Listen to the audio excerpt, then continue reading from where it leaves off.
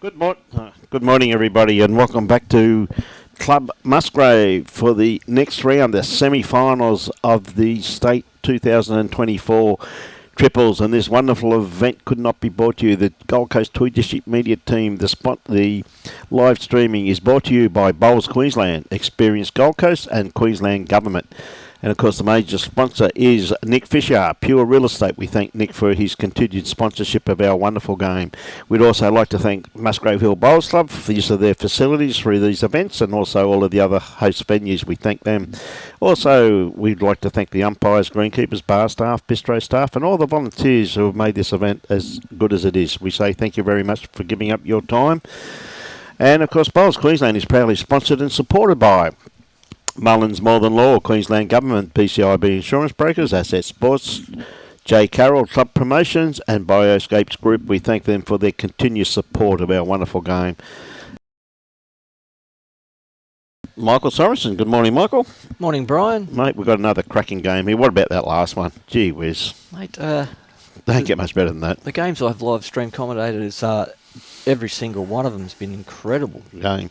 And this one here, again, going to be a cracker. We have got Kepler Wessels, Chris Levere, and Matty Lucas, and they're up against Ian Law, Gary Pearson, and of course, Ian Law's leading up, and Gary Law is skipping this event. Normally Gary skips, normally Ian skips, plays. Gary normally plays lead. This game he's skipping. He was yesterday, and they've outstanding success to get through to the semi-finals.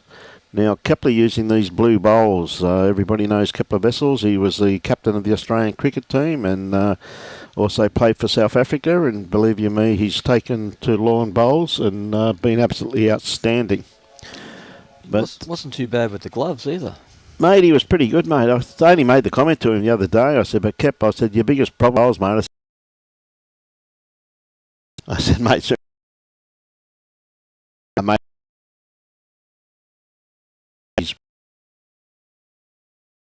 The thing that impresses me, though, Michael, but his attitude on the green is just absolutely outstanding, though. It does show that how we have elite sportsmen from other sports that can transition across to our sport. Yeah, it's fantastic to see, and it's a great advertisement for our sport that you can have that crossover from one sport to another. Well, I think it's something that, you go through some of the elite sports people that we've got now playing our game. You know, I mean, there's quite a few there, right down to Bradley Hogg, who played cricket for Australia for years and years and years over in Western Australia. Look at this bowl here from Gary Pearson. That's a great bowl by Pearson. Like a great bowl there from Chris to dead draw it. To dead draw it. And then Gary Pearson, once again, straight through it, you know what I mean? But a good setup there from Ian Law first up, a good correction with his second bowl.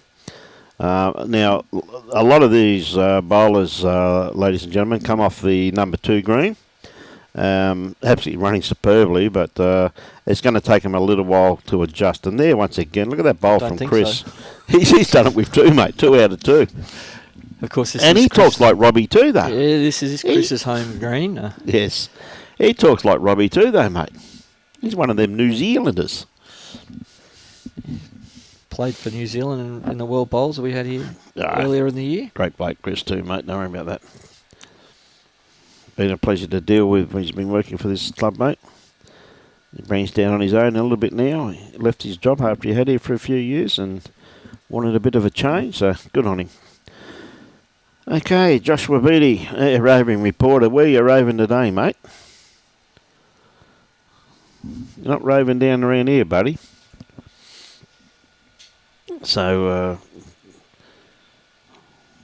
very telling bowl by Chris. He would have possibly been, I'd say probably 3 down. It wasn't for that bowl there, Michael. Yeah, he's gone forehand close, backhand close. Closer. And here comes Matty Lucas. He's played a good bowl here as well. On the backhand also too, and that's pretty much jack high, isn't it? So. Yeah, I'd say it's the second shot too. Yep.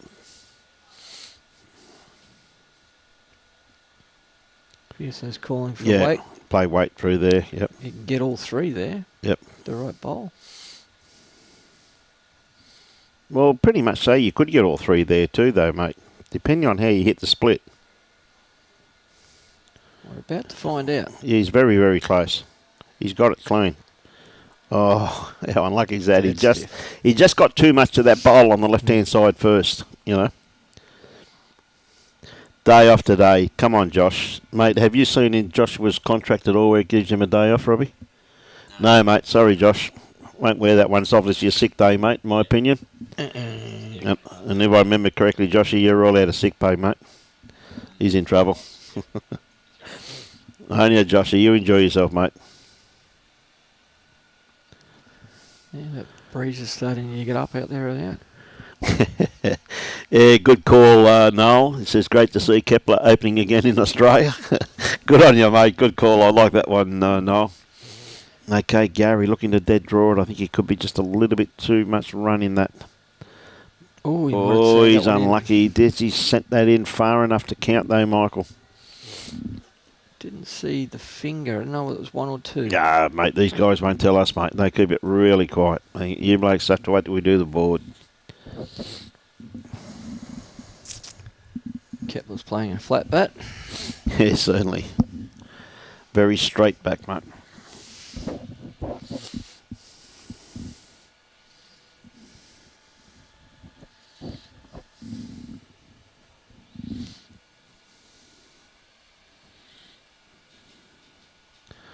Okay, Kepler. Going to play his forehand. Sticking to that wider side of the rink. Tell you what, he's got this pretty well pointed here, Michael. Just depends upon his run. He's not going to quite just get there, but Yep. It's fairly handy just the same. They're back into the breeze a little bit there by the looks of things. Just looking at those flags, it's maybe, probably not into it, but definitely it is swinging around, isn't it? Like if it's playing now, now the wind just changed courtesy of those flags up there that we're looking at. So Ian Law, by right, you think this is going to shoot across the head? Good speed though. Yeah. Hasn't gone too far away. Good weight, mate.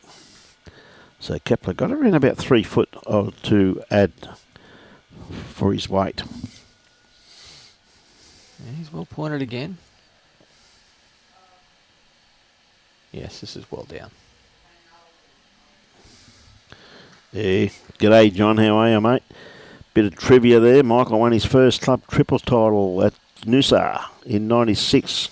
With me leading for him. Yeah, that'd be right too, mate. It's the only way he could win, mate, with your help there, Johnny, though. Jeez, that's a good memory. That is that far. That is that long ago. Good on you, John. Doing a great job over there in Thailand, mate. What a great bowl here from Shonky. Oh, great stuff. Yeah, beautiful correction there from Ian Law. Once again, just his sheer consistency is the biggest thing when you got Shonky leading for you. Great to see David Batchin here this morning too, mate. Yeah, he loves to watch the sport. I think it's his wife out there playing. Yep. Yep. I think she's got the Kiwana clothes on this morning because they've moved back up the Sunny Coast. Sunny Coast. We'll get a little bit too much of that, unfortunately. Chris, he got a little inside edge of that. He would have probably been pretty close.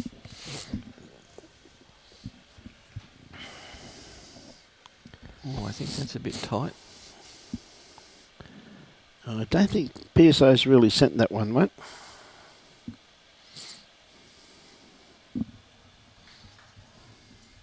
Yes, Paul, it will be a great game, this one also too, mate. We've had some colossal games here today. They've been absolutely outstanding, mate. On a fair track here. Yeah, he's very close. Just a little runny. Thought he may have got a little inside edge off that one there, Michael, but not quite. I expect PSO to make a correction here. Yep. Well, he's certainly got a better grass line. Yeah, well pointed. Oh, nice bowl. He's absolute brilliant correction there, mate. I think you might see Matthew being a little bit... he won't be short of this. Christine, there's definitely something out there, and that's why the match committee jumped all over it. They were going to have lunch after this game, but when they saw what's coming, Christine, they jumped all over of let's get the next game underway. Because this is 25 ends, no time limit, the semi-finals, so It's going to be a long afternoon. I'm going to be playing into the late afternoon by the looks of things. So, and it would have been a very early lunch. It would have been a very early lunch, mate, yes. Yeah, Matthew's at this. Gonna need a little luck. Oh, ooh, and it was all that hurt. bad. That hurt. We've got Pearso's bowl coming in there, so Gary can play this with confidence. Yep.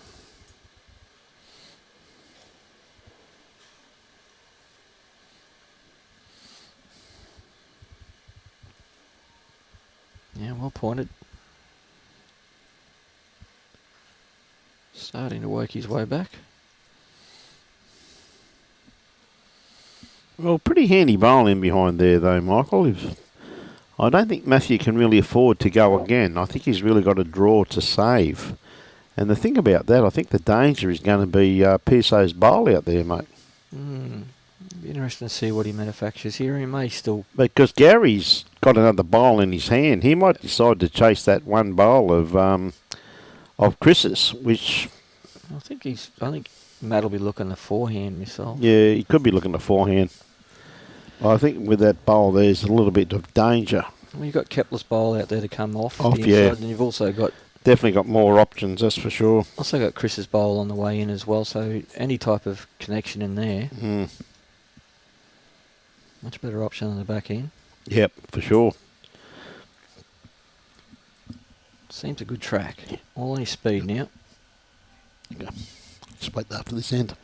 Just hold up for his own bowl. Oh, just missed it, mate. If he played onto that, Michael, he would have had the result.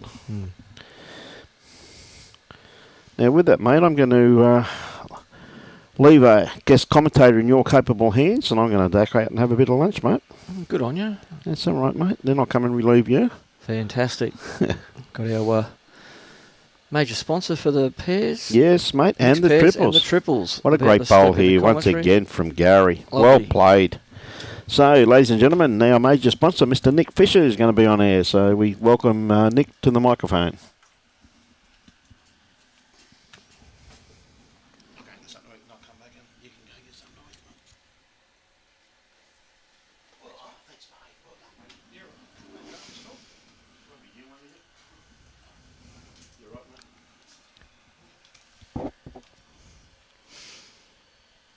And welcome to the commentary, Nick Fisher. Oh, thank you very much, Hollywood. How are you? I am sensational. That's good. Spoilt with some unbelievable bowls at the moment. It has been. I've only just not long arrived. Only just caught the very end of the last few games. But as pardon me, correct. Some absolutely spectacular bowls being played today, and the players enjoying what would probably be the last little bit of sunshine that we're going to be blessed with, certainly today. So as just standing in the background there, hearing the weather report, and Robbie had his binoculars out, and I don't know whether he was trying to look at the other scoreboards or trying to get a bit of an idea of when this rain is due to hit us. Well, we can still see the high rises for the moment as Ian draws nearly a front toucher. Absolutely brilliant bowl. Lovely correction. And mate, have you been well? Been very well. No, I've been very busy. It's as Robbie whacks up the heartbreaking look of the weather. That is if it stays along the coastline, we may get away with it. It hasn't crossed as yet, so the decision by the match committee to play on rather than taking a break after the first game would be a very wise one, I would imagine. Yeah, certainly the best decision to get in as many ends as we can. And another good bowl there from the Burley side. Yeah, so the rumour has it 14 ends will constitute a game. Oh, I just heard that out there today. Yeah, so that is not to be confirmed, so please don't take my word for it. I'm far from a committee member. And I'm not going to make a ruling without confirmation. I'm used to putting my foot in my mouth, but I might stay out of that one. Surely not, my friend. Surely not. PSO, I think you might have just underdone your line. Line wasn't too bad. I think, if anything, it was just the weight. Wait, that's what I meant to say. That's okay, mate. Yeah, that last bit of sun's beating down out there. Mm-hmm. If you can see by the shadows, but if you could You can see the look over flags. towards the... Robbie might be able to get the camera up and have a look at that sky just to show you the viewers at home just how ugly it does look out to the ocean. And the flags on the pole are literally trying to rip themselves off and run into the club. So we'll certainly be getting the weather coming as you're looking at the screen now, coming in from the left. So it will make for an interesting afternoon. I hope they bought an extra set of clothes. Paul, yes, mate. Robbie is a very well-renowned bird watcher. Hence why he's always got the binoculars with him. It's a wide side of the green here. If he's got the speed, he's going to... No, he's going to... But again, that could be another one. He might have rolled through. It's just...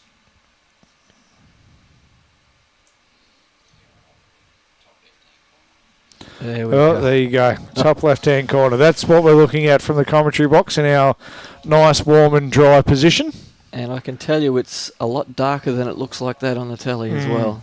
And Matty Lucas is not far away from here getting a result. Yeah. So, you would not read about it. How did that get through there? Well, I know. I'm just going to... Don't state the obvious. Come on.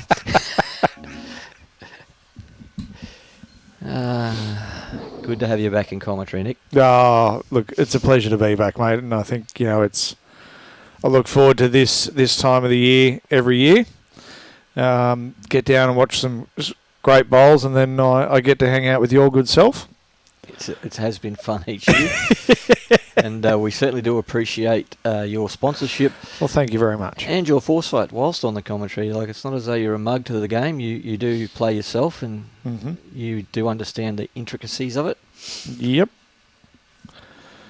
Another one here. Is he going to just go through the same hole? Just peeled one off. It's going to be interesting there. It is. So, what are we...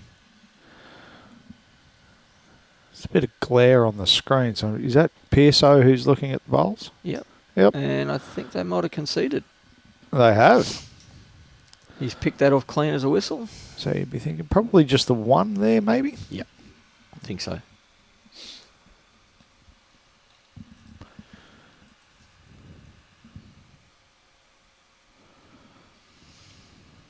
Stick to a shorter length. Well, you got to get the ends in before the rain comes, so this could be the strategy of the day.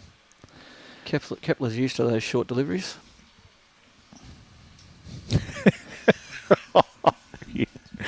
And it begins again, ladies and gentlemen. Apologies, but I'm sure it'll get worse. Got to have a good dad joke every now and then. You do, mate. You do. It's probably just 2.5 feet short there. What a great line. Yeah. And I'll tell you what, I always picked Ian as his long locks being sort of a little bit like Samson.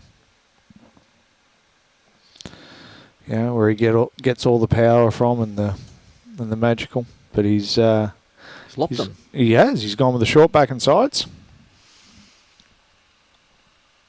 Well, I think there was just a tad too much grey coming through in those golden locks. It's always been silver. Good Great follow up start there from Kepler.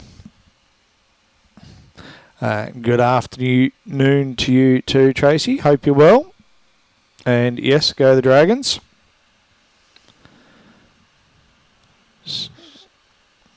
Not going to quite get round.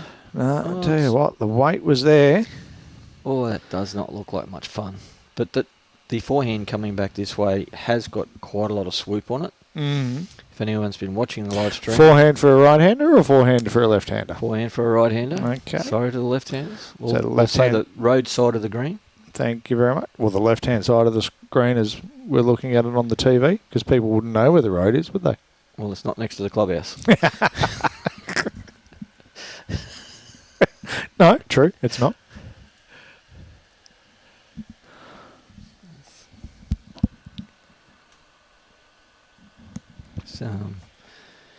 Gary's asking Pearso to try and draw it, I think. Another one close. But no, he's going to run it on the backhand. He's been told to have a run at it. Tell you what. It's just going to hang out there, but oh no. Let's change it. Well, if it doesn't go dead, that's going to be much fun. That Keep Robbie on his toes. There you go. So 1.5 foot just inside the edge of the rink there. Chris is deciding to stay on the road side of the green or the left-hand side of the screen. Just for you, Nick. Thanks, mate. Appreciate it. Didn't want to flirt with the clubhouse side of the green, whereas no, Pearso's going to do it. He's going to send one down there.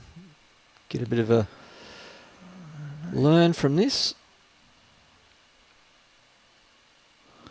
Yeah, good ball. A little bit. Really good ball. Should be shot. I don't know. Going by the line markings, it's much the muchness. I expect the skippers to get closer than that. Well, I mean, that's kind of their job, really, isn't it? Well, that's what we get them there for. Mm.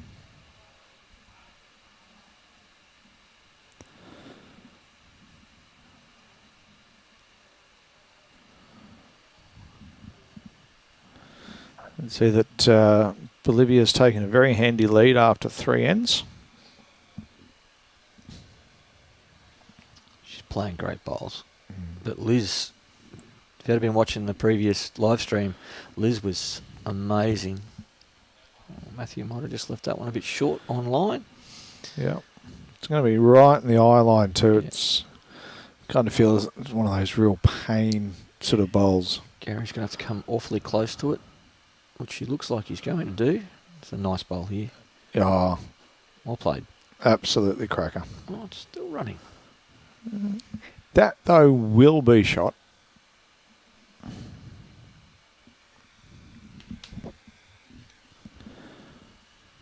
Ooh. Matt's Is response. he over centre? Yeah, a little bit running.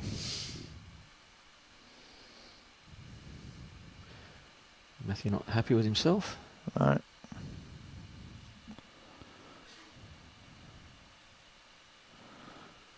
There we go. Looking a fair line again here from Gary. They're just going to sit out there, you think? It's got to get in bounds. Oh, yeah. Great bowl. Whether it's 2 or whether it's 3. And we're not getting any help from the thirds. No, they're not very. I'll wait till the skippers put scores on the scoreboard. We should send Robbie out there with a bit of a big stick, give him a whack around, and say, "Hey, come on! There's only so much we can do." Might need someone out there with paddles. Where's Blocker?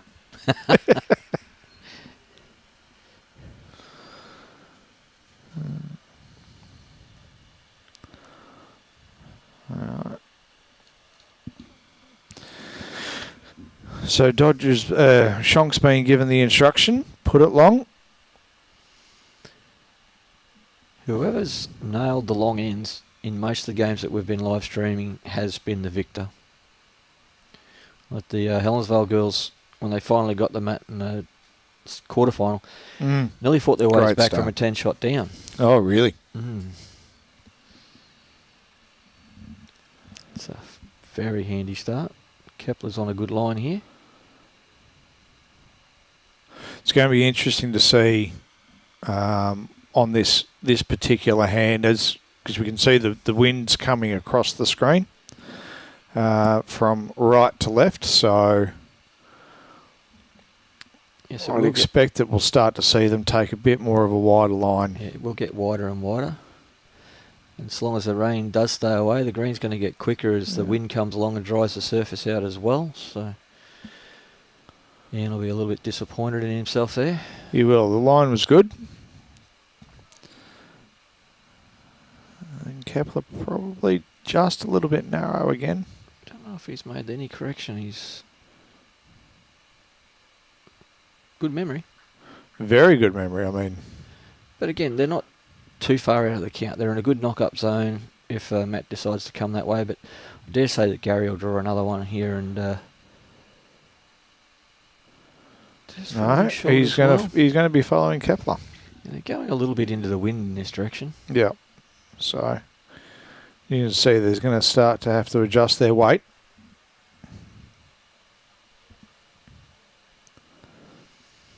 Chris has taken a nice arc. That's a much better line. Much Chris better. does use a wider set of bowls. That's a lovely bowl. Oh, stiff. Oh. Hit it behind the law bowl.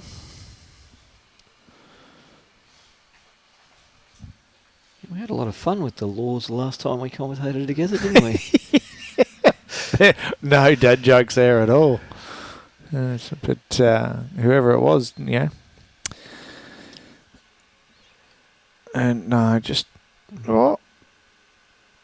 Pearso's played a nice shot here. Oh, he's opened it up a little now again for Chris, so Chris doesn't have to make much of a correction from his last bowl. Correct. To steal this 2 shots away from the laws and Pearso. And as you can see, to everyone that's following along, you can see everyone's getting onto the mat and getting off as quickly as they possibly can. That's not the ideal position, but it has opened up a line. Yeah, I don't think it'll affect Matt's thoughts too much. It'll actually afford him to play a little bit more weight now because there's more to come off. Yep. Good morning to you, Joshua Beattie, our roving reporter over the last 4 days. He's been giving us rink updates. Now he's up at Geebung watching the Windsor over 60s. There's a few over 60s games on today.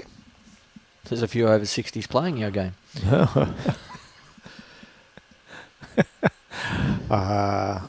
Lucky I didn't say that one. All right, what do we got here from Gary? That was said with a lot of respect. Of course it was, my friend. What was that, Robbie? Robbie in the background, so it should be. Well, I'm only a few years off that myself, so... Worst problem is I'm sitting closer to Robbie from you, so any clip across the back of the head's coming my way and not yours. Well, smart, aren't Although we could just pass it on. It's like playing corners.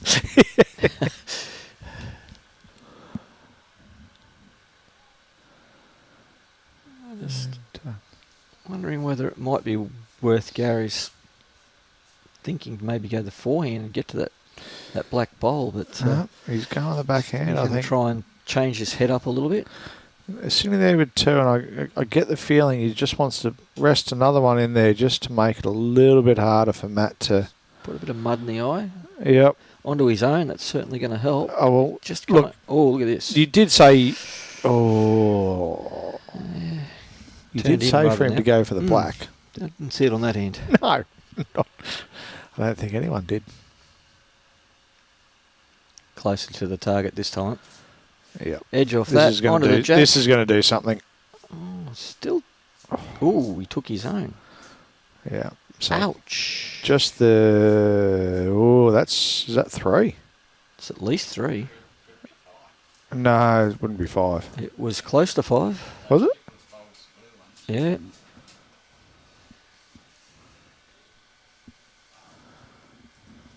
No, it's only a 3. That's quite all right. Stick with me, gentlemen. I've got it all under control. Just trying to make things a little bit more exciting. Got to give our viewers something to write in and say, you idiots. They don't need anything to say. They don't need any comments from us just to say that. I know. Are you up, Ian? Right, short. Left the club in the bag. Mm-hmm. Well, there you go. So what, those box sizes, how big would you think those boxes are? They'd be 5 feet by 5 feet, I would imagine. Pretty close to it. No, look at the smaller ones, mate. Oh, the smaller ones here. Yeah. It'd still be 5. Oh, I still think they're 5 by 5. So there you go.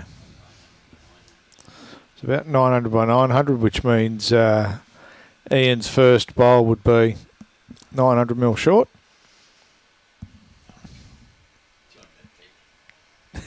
2 and a bit feet, sorry.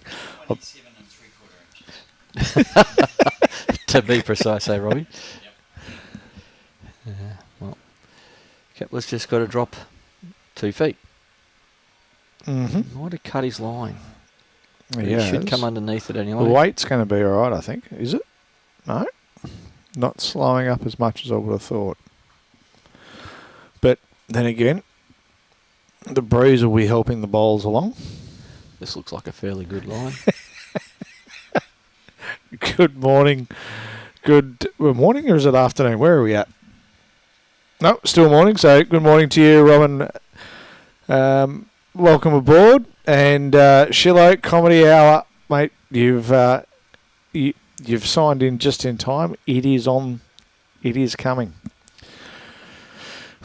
My esteemed colleague here has already been throwing out a few dad jokes. So Good bowl here. yeah, great bowl. We won't be terminating. Won't be having what? Too many of the dad jokes. We've still got bowls to commentate. Oh, Oh, we can work him in, Robbie. Dad's put his foot down. No more jokes. Only Robbie's allowed to tell him. It's in a series of events. So if Chris can correct on his last, not that he needs to, he's played a good one there. He's found the line again. Mm-hmm. They really do work home well from about there. Yeah, well played. Nice little back toucher. Mm-hmm. Pressure's now on Gary.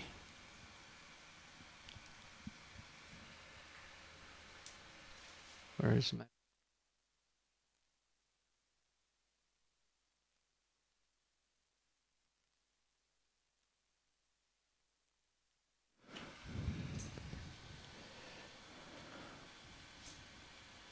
As Gary steps on the mat, his side's had the upper hand in the last few ends.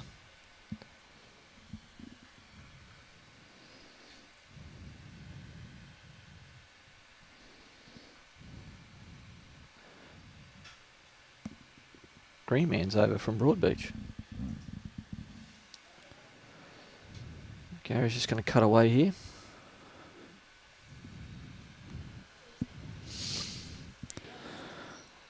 So looking to be holding 4, I think maybe.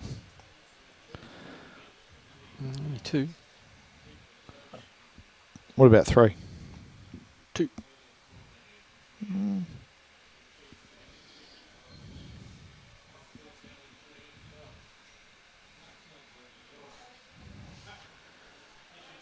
I don't know if Matty's gone just a tad wide, but he should still come back a long way.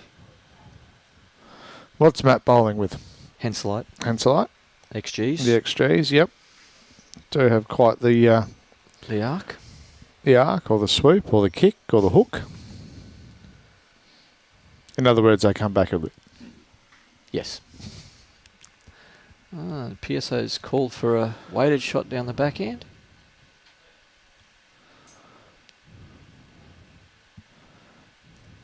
There's their bowls coming up if he does get a bit wide.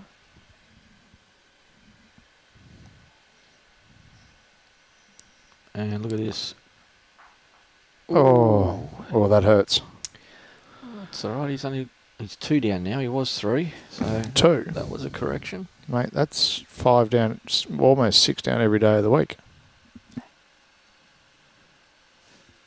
The dark blue appears those bowls. Are they? Yes. Oh.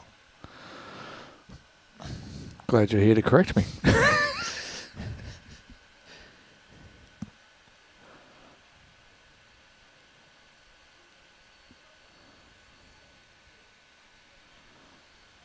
Just the 2.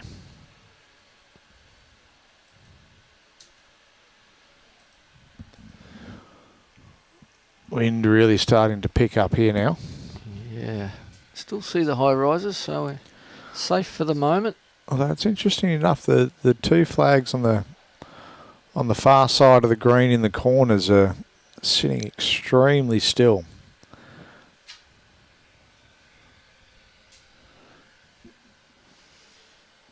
Considering the flags that are at this side really copping a lot of the wind, so Coming over the fence line and the hedging.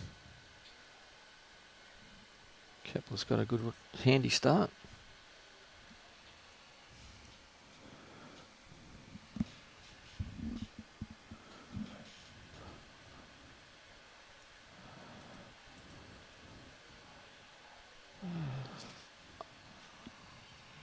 There we go. Another view of what we're looking at. It's threatening, but It's looking nasty though, isn't it? yeah, fortunately it's just, Hubbing the coastline, I think. and it can continue to hug the coastline, I think, because I think everyone is quite prepared to sit back, relax, have a couple of cold beverages, and watch some great bowls. Kepler's played a good one there. Corrected his line. I don't know whether Shonk's got enough grass on this one. He plays a little inside out, so it's not going to be too far away. Just trundling through a little. Yeah, my mistake. Hang out. Yeah, At least one to Kepler. yeah, you'd only think it'd be the one. That wide side of the green coming back this way, it's not quite as wide as going down the green because they're playing back into the wind. Correct. But if you don't find it, you certainly do get knocked across the head pretty quickly. I think that's tight too from Pearso, but chasing the jack, is he? Weight was pretty good.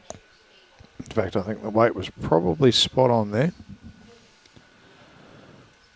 So, but a bowler of Pearso's calibre, you'd expect him to be able to make that slight tweak and adjustment. He's a very consistent bowler and has been for many, many years. That's definitely shot. Mm-hmm. So potentially holding 2. He's made a correction on his line. Has he kept his speed? No, I think he might have taken it off. Dropped his speed so the bowl's turning out a little bit.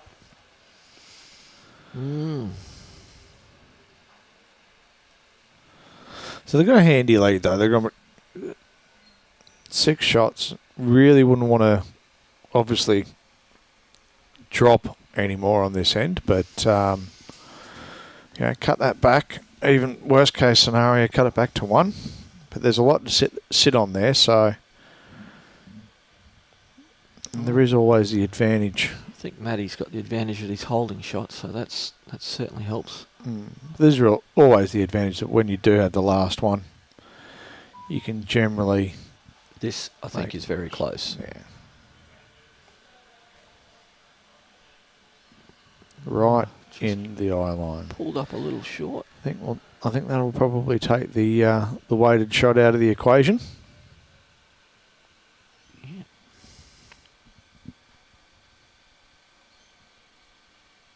And so you're down here for the next 10 days? No, I've got some club visits to do as well throughout the next week, so I've trying to make the most of it while I can. Get around to see as many clubs and districts and officials as I can. do a little live streaming along the way.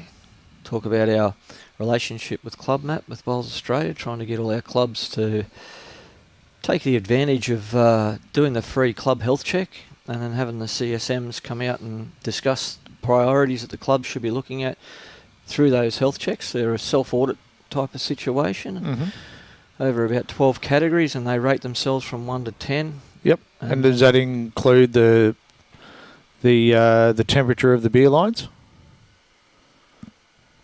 Well, it does talk about facilities, so you could put that as part of it, I suppose. But I wouldn't rate that as a priority as you take another slug.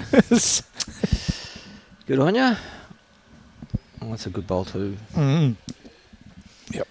It's pretty ugly head here for Gary.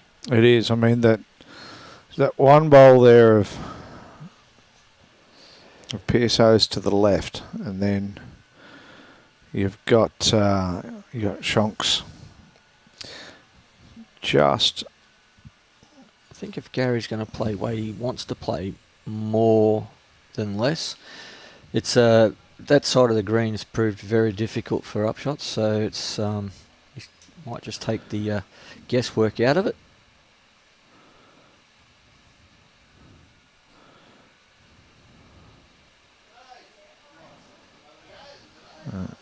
looks like it's just going to... It's hard to tell what it's going to do out of it, but he's hit that nicely. Oh, that's a great bowl, Gary Law. Unbelievable. Massive turnaround. 4 down to 3 up.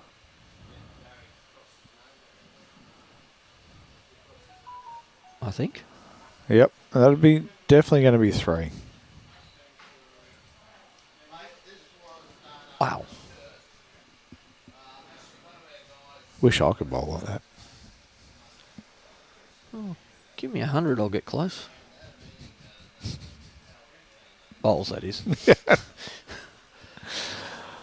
I knew that was what you meant. And straight back to the longer length. So right on the tee now. It's been a great start from the Burley Heads boys. It has. It has, and it's neck and neck on the rink next door with Kane and Dale. The young guns. Mm-hmm. And Liz Walton starting to peg that lead back on Olivia.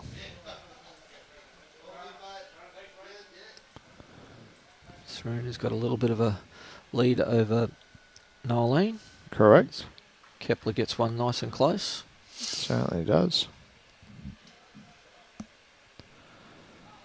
That was a massive conversion. That was huge. 7-shot swing. And not looking like he had anywhere to go either.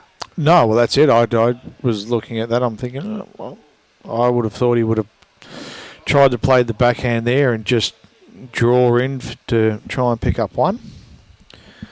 So, and show the call of PSOs to be spot on. Yeah.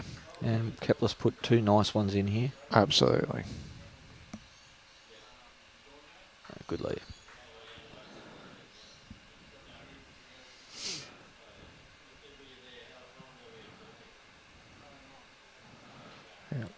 PSO on the backhand. Just looking to come in and either ideally rest that front bowl of Kepler's or just in front of it and he turned his back on it pretty quickly. Picked the kitty up, but yep. So we knew what he was trying to do. He knew what he was trying to do. But the execution didn't quite come through. Good area. Piling him in there. Gives him a nice little wedge to land on there. That does, doesn't it? And his bowl in the catching position, so don't think Seal made a fair correction here. He has, and this is looking good. Is it? Will it? Oh no! Wind holding it out just a fraction. It's a cruel side of the green. It is. Just shows you how good that bowl of Gary's was on the previous end. Correct. As the wind is really starting to pick up.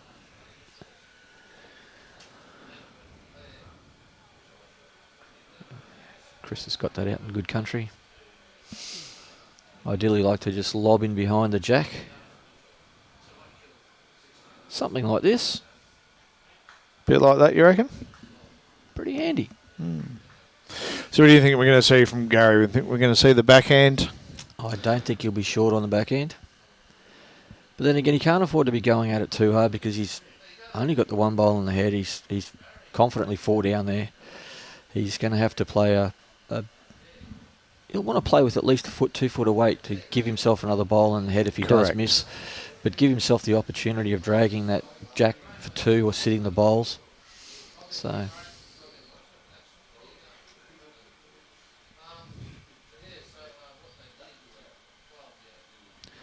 we'll soon find out.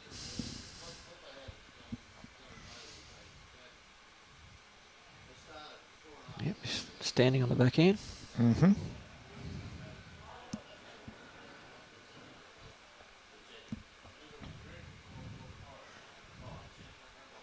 Well, all on his speed here.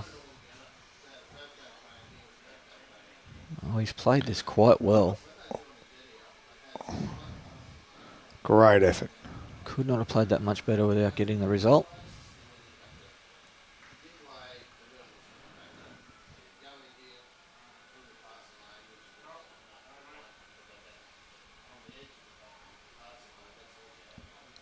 And are you playing yourself over the next few days? No, not this year. The work commitments have got me, so lots and lots of changes in the bowls climate. Obviously for the better, and surely for the better, particularly with you at the leading the charge. We like to think so. Gary. All right, is this going to cut back in? No, yeah. I think he might have cut that back bowl out though. Potentially. We're about to find out. It's an exciting time with our new partnerships with Club Map, Connecticut and Sports Community. Mm-hmm. Go out to the clubs with some really good information and insight and some real tangible evidence of what we can do. Gotcha. So I think we're going to be looking at probably 4 here. Yeah, I think I saw the 4 fingers facing down then. You being in real estate showed me the beauty of having a look at a demographic that surrounds the club or even your house as far as house prices go.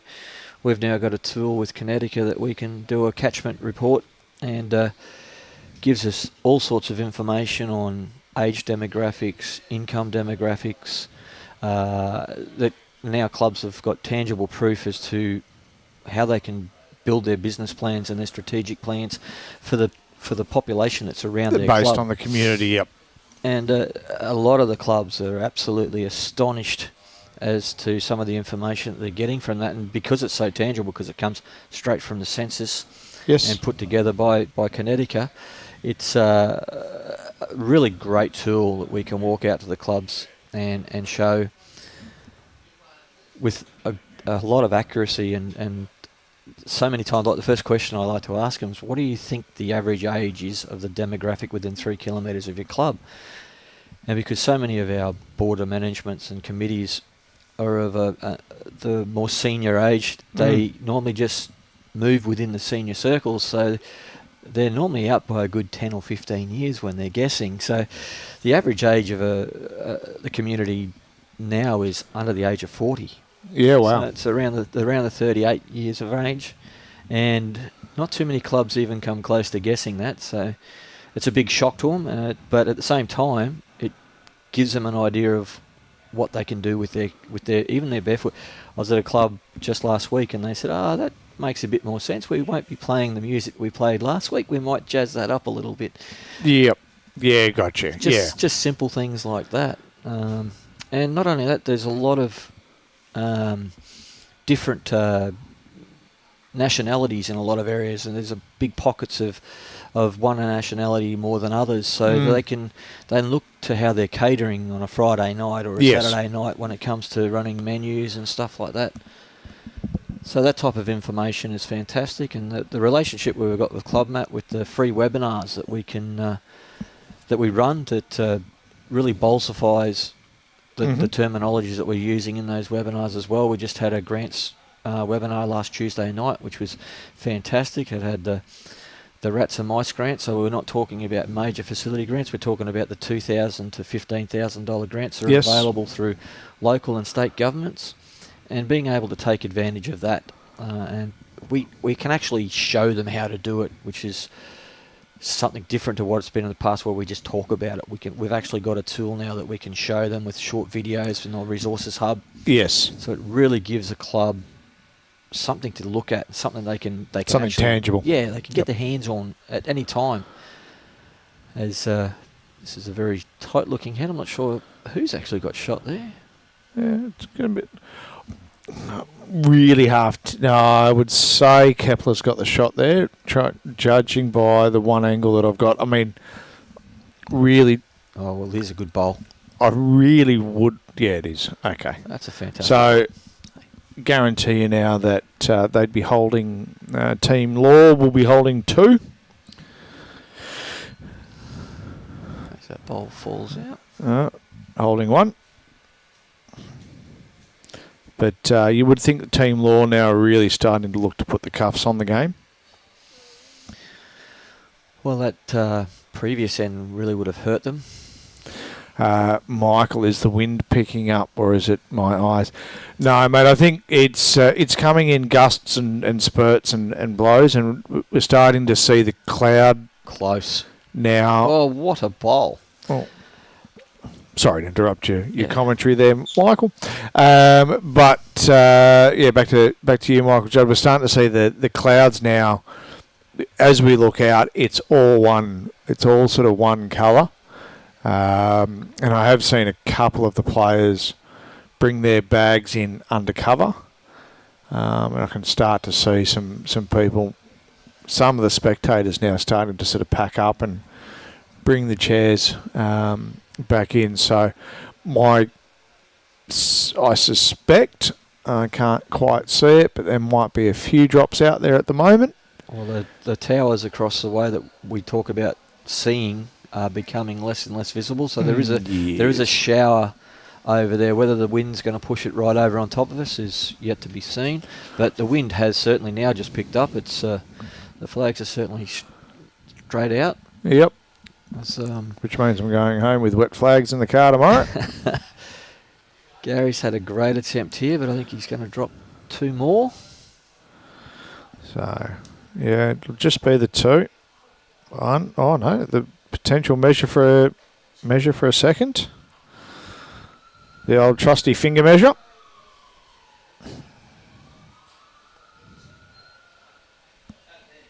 And will we see a tape?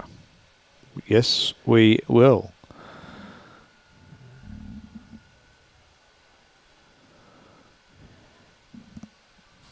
Gary Pearson's called for the measure.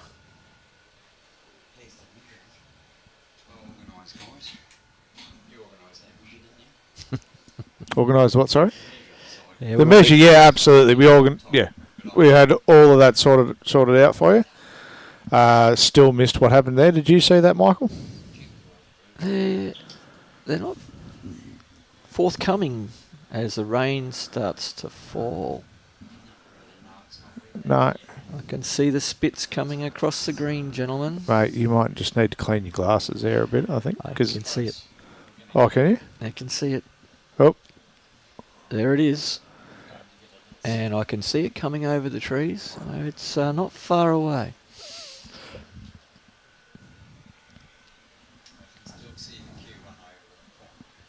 Robbie said he can still see the Q1, so that's encouraging. Yeah, we can still see the high rises, but yep. It's a fair start from Kepler. Certainly is. Raining at Paradise Point and heavy. And Paradise Point, for those of you who are not familiar with the Gold Coast, is about a 15-minute drive to the northeast. It's a little closer to the coastline. Yep. As Ian's just going to drop short as well. And Oh, that there we looks go. so Little scary. bit of update. It's just, and it is just skirting the edge of us here. Kepler's on a great line here. A slip round. Good shot.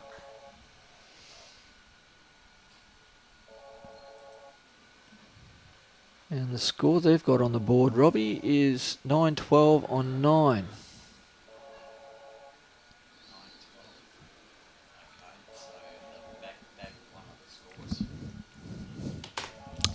Speaking of the Gold Coast and speaking of sports, did you happen to see the result last night in the AFL?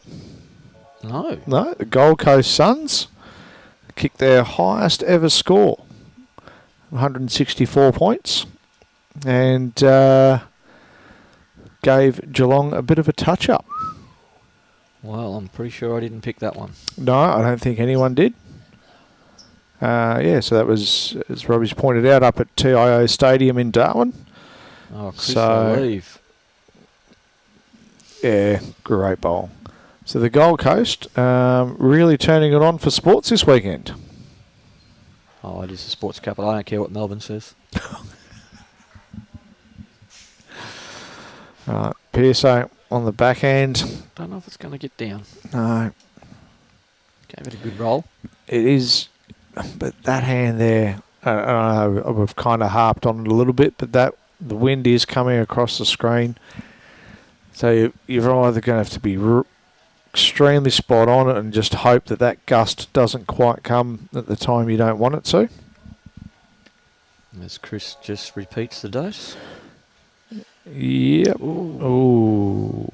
And Don't know if it's changed got the shot the too two much. there. He's going to... You want to be missing narrow rather than wide, I think. You do. So he's been called forward with a bit of weight. It's going to hang out there again, I think. Oh, no. No. That is such a hard hand to read. Well, it turned to Jack White. God.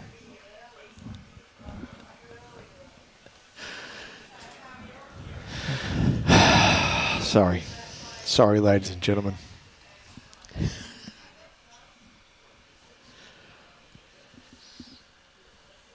Yeah, just trying to discuss or decide where he wants to put a cover bowl. So I think, Yeah, yeah, I think you can just see Chris, yeah. Chris might have a very good idea of where to go for it. Let's put it on my foot, he says.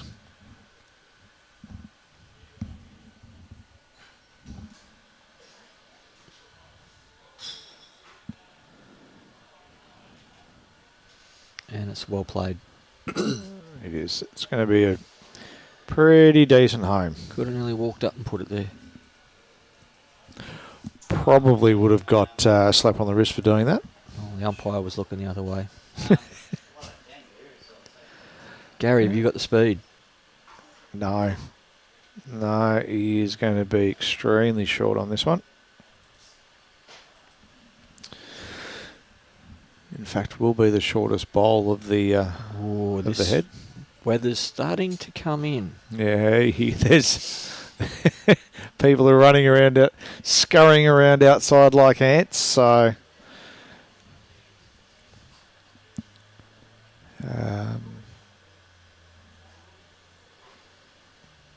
Looks like he might come a little further back. yeah, so he's got to put some pretty decent. Yeah, it's going to be a good bowl. So end up about 10 inches off the centre line. Well, Gary, It's going to hold. Now it's got to turn. it'll come late, but not late enough. Oh, heartbreaking. So just the two. Titans is right up to a one-shot game now. Yes. Saying that on the internet, on the thing out at the moment. It's one of your books. He is. Access program. You were saying something down around the clubs. I don't know, someone heard you. Oh, Yeah, is it? yeah, that'll be for just when you're finished, if you give them a ring. Thanks, No guys. worries.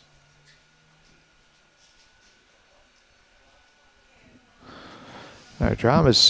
Peter, your message has been well received, and there will be a phone call to you this afternoon. There will. As Kepler gets another handy bowl down. He's found that side of the green quite well. He has. So, what, Robbie, can we ask, what is happening on Olivia and Liz's rink? They're only at the 6 ends. Okay. Good start there by Ian Law. That's the way, Shonk. You've still got your connection with the Burley Club, mate? Mate, yes, yeah, I don't get down here as much as I would like. In fact, I haven't been down in quite a while. I've had quite a bit going on, so be planning on getting down and catching up with all the gentlemen and ladies down there very soon and saying g'day. And the housing market's still going well. Mate, housing market's a cracker. Beautiful.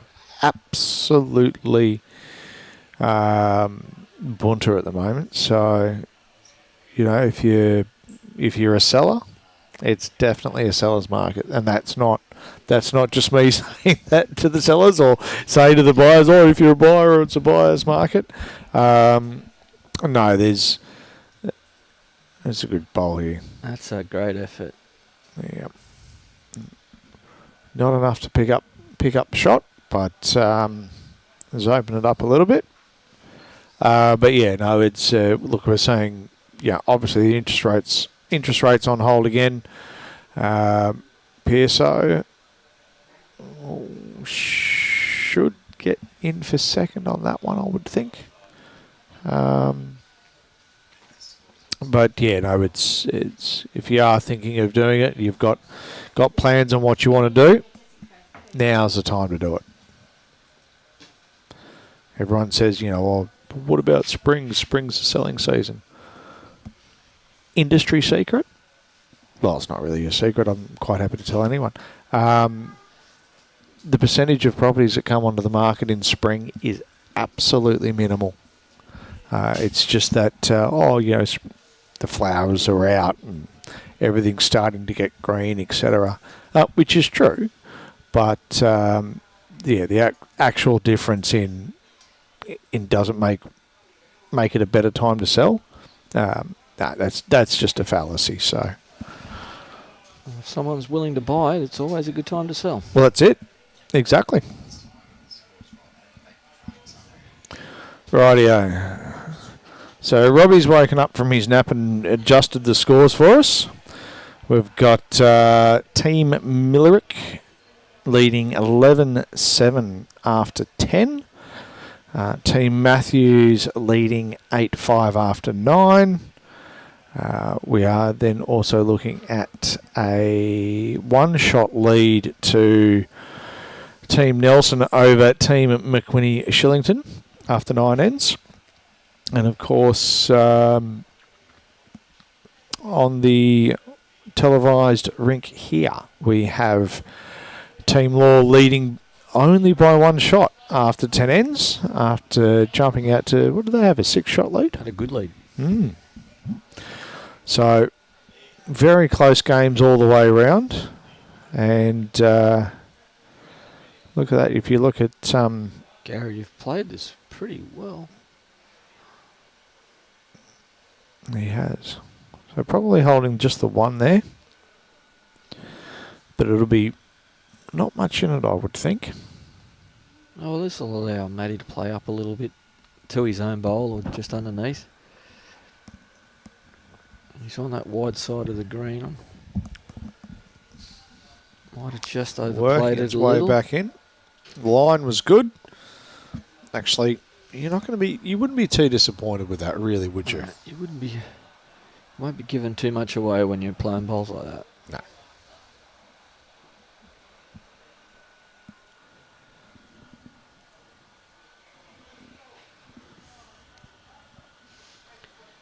As the social bowlers start to arrive at Club Musgrave.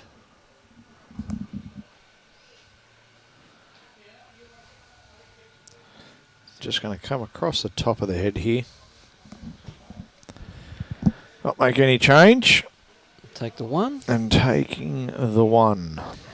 Extending their lead, or doubling their lead. So 11 ends down. 13 to 11 to Team Law. So I think quite.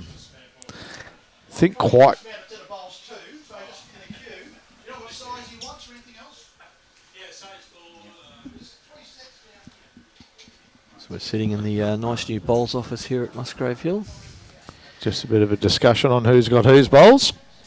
But look, I think we can probably safely say we're certainly going to get the 14 ends in.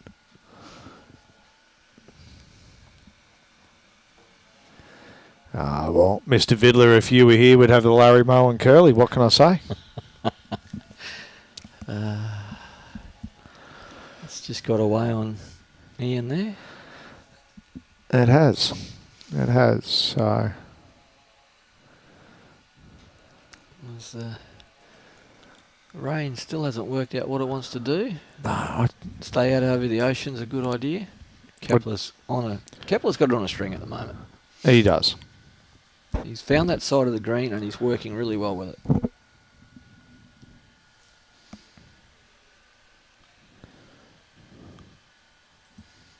Ian's got this on a better line.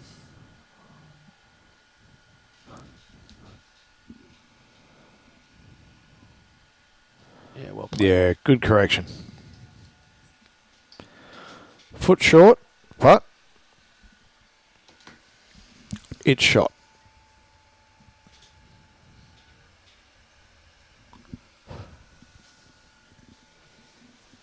Kepler down onto the jack, make it 2. Oh, he's just nicked it.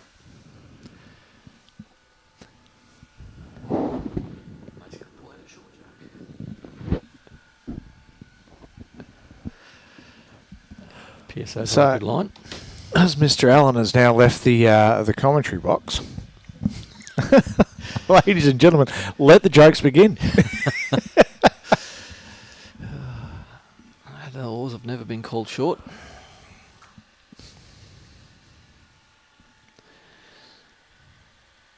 So there's just enough room there, I think, for Chris to draw around those front 2 bowls.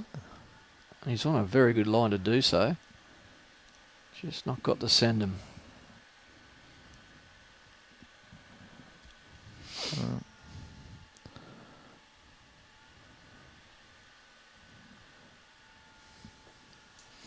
I think Gary will be looking just to add 2 feet, maybe 3 feet, just to finish him behind there. I think just looking to try and sit in between Kepler's 2 bowls. And he's played it quite well. He has. Yes, this is going to be an bowl. Absolute perler. Although it's going to give Chris a look, he'll be trying to get to that bowl. If he beats that bowl, he's a fair chance of getting the shot. And you can see everyone's really starting to favour that side of the green. It's a good, consistent hand. Sneaks past, he's got it, but he's going to just turn into it. It's a good effort. That's widened it up a bit. That'll make the shot a little easier for Matthew, but I'm not so sure about Gaz.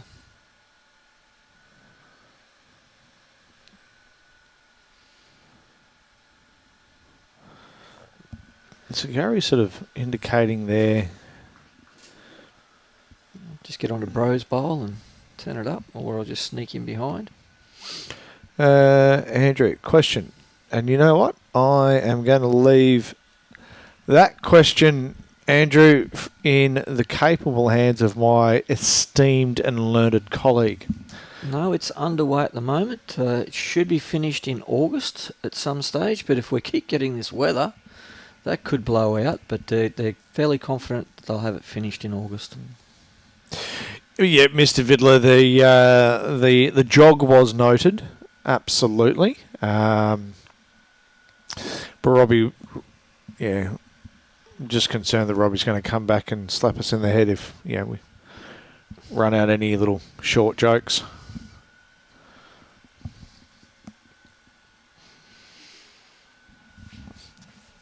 Well, our jokes are short. So Matthew's got plenty to play up onto here. Actually heard a cracker this morning, but I can't repeat it. PG show. That one's for lunch, mate. That one's for lunch. We've got a PG show.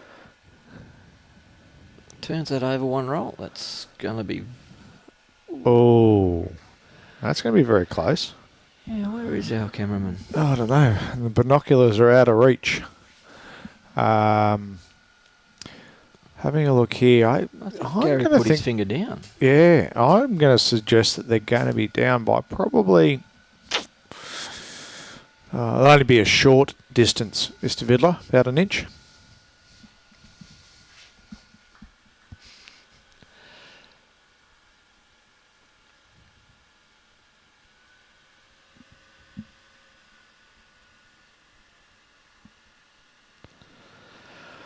Well, I don't know if the greens are going to be too much faster than that, but they do look a treat. And considering the amount of foot traffic they've had on already, with the State District sides being the 4 days previous to the mixed pairs and now the triples, this is very well pointed. He He's is coming very in close hot. to taking it Oh. out. Great shot. Great bowl. Wowzers. And That puts that's- the pressure back on the Matty Lucas So team. his only shot here, I would think, is hit that front bowl of PSOs and try and kick the jack out just to the right there. As you can see in the bottom corner of the screen, they've got one. Got to be close to 4 down, so you've got to be a little bit careful. Oh, I wouldn't think it's going to be four. Wouldn't think it's going to be 4. Definitely 3. Yeah, just the 3. You saw the fingers then? No, I'm just could have been one. I'm pretty sure we're confident it wasn't one though. Yeah, I think that's 2 in the front. Pretty close. Someone's going to change the board in a second to give us a clue. If Chris gets out the way, we might be able to see it.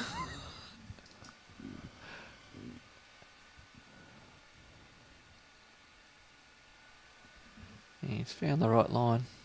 He has.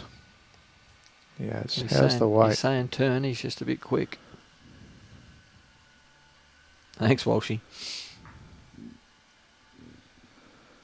And Ray, mate, the greens are in absolutely fantastic condition. Considering there was quite a bit of moisture yesterday, And again this morning. and again this morning was there. Right.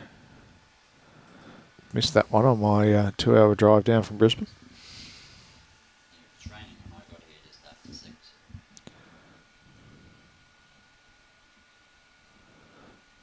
This looks a little closer from Ian. Certainly does. Closer to him.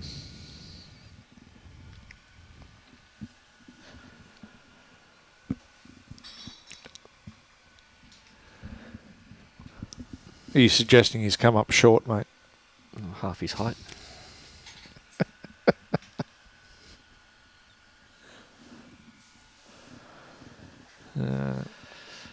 Careful, just... Bit of a loose end here from the leads. it is.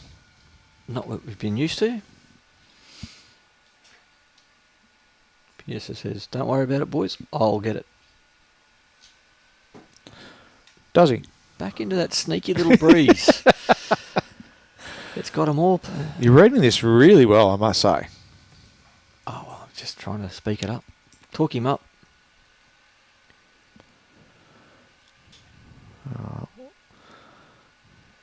Is Chris going to prove us all wrong? Gave himself a slap on the way through, but Yeah, that's this is- close. There we go.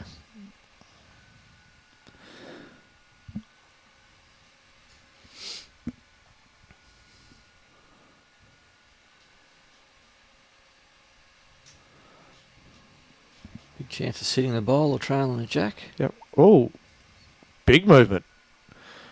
Olivia have jumped out to an 8-shot lead. Remembering there's no time limit on this. No, there's not. Well, depending on the weather. Shh. Can't see a Q1 anymore. Robbie is just advised that the Q1, it's either fallen over or it's now covered by clouds. It's invisible. Oh, Chris, what have you done? Oh, you needed a little more. It's a great effort. Mm-hmm.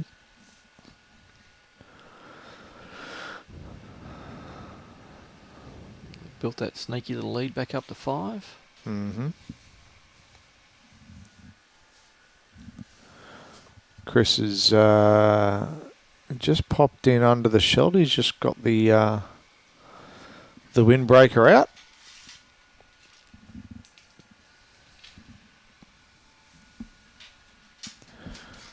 So there might just be a couple of little spits of rain.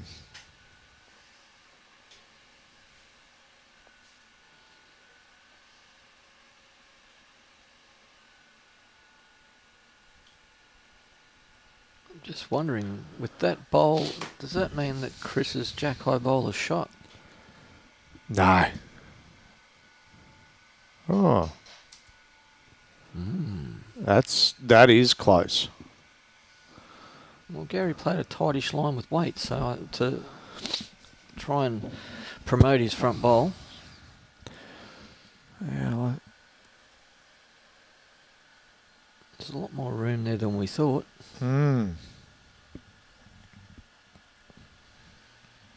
Is he going to do it again?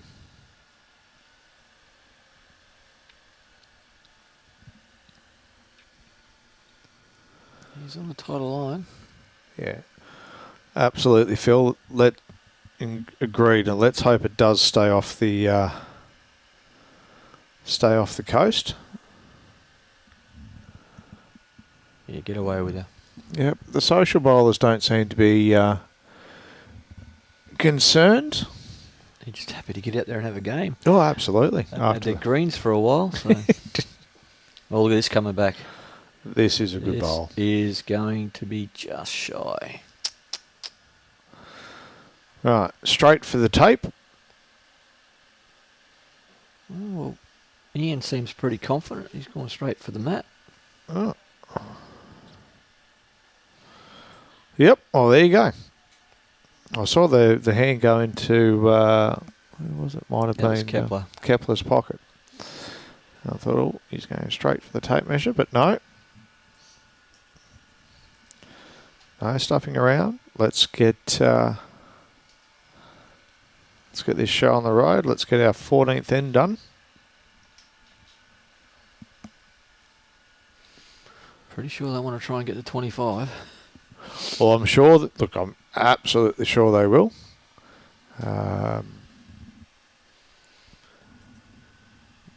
He's got that out on a good line. It's going to cross ahead just a tad, but he's got good weight, so he'll stay in the area. Good start. Not a wasted bowl. No, not at all. It's only a wasted bowl when it's short.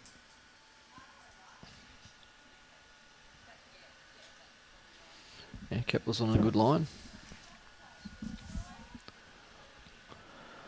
Just going to slip past.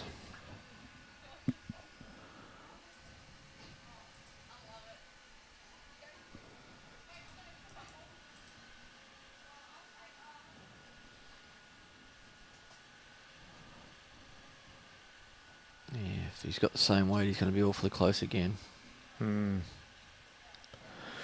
Good memory.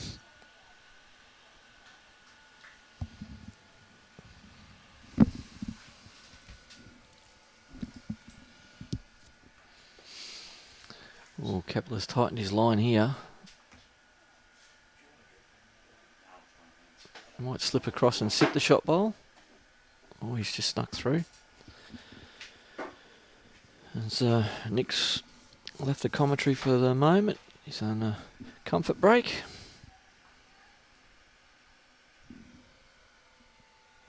Wow. Olivia Mellerick's jumped off to a 19-7 shot lead after 13 ends. Gary's knocked that bowl a little closer for his team. The other women's semi-final is 8-all after 11, as you can see on the bottom left-hand side of our screen. And Chris Lalive is just going to need to finish this off, which he has done very nicely.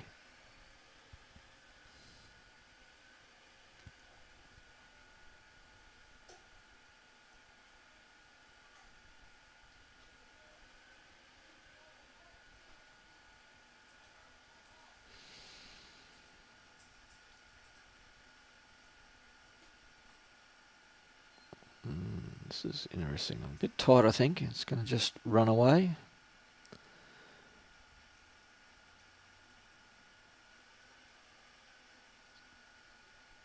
The two bowls of Kepler's are actually quite well positioned now if the Burley boys want to attack that head.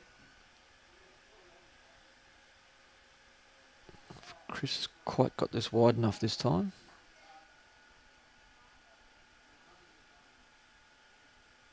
Ooh.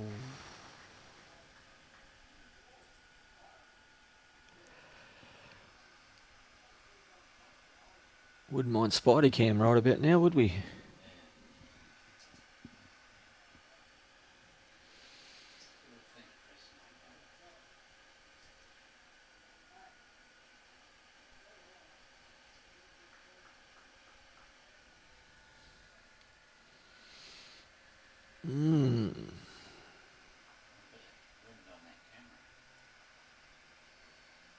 There is a bit of wind on that camera.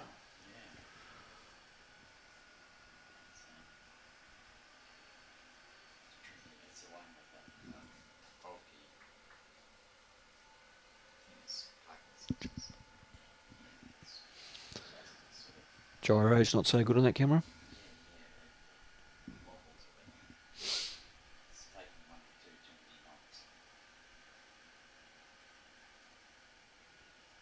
Gary's looking to turn his bowl up onto the jack. Might have just got this too solid. Yeah, just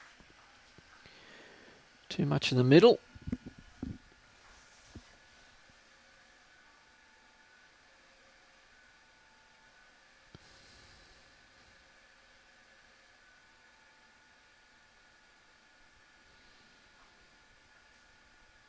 Maybe looking to try and split up those two speckled bowls. Whoa. Danger, danger. Wow. And, I mean, Gary can play a really good bowl here and make 4.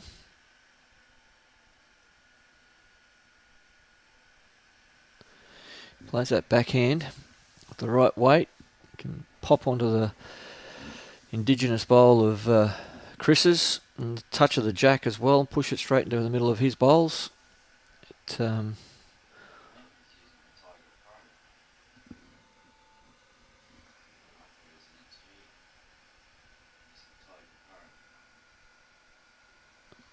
Matty Lucas is using the Henselite Tiger Pros. Certainly get a bit of turn out of those.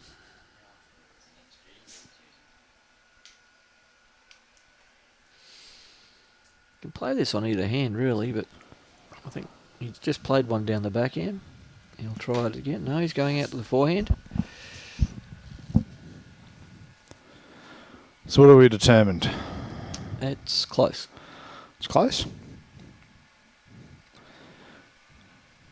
And so is this. This is close. On the money. What type of results are you going to get out of it though? Oh, brilliant. Yep. 2 hands up. He's happy with himself.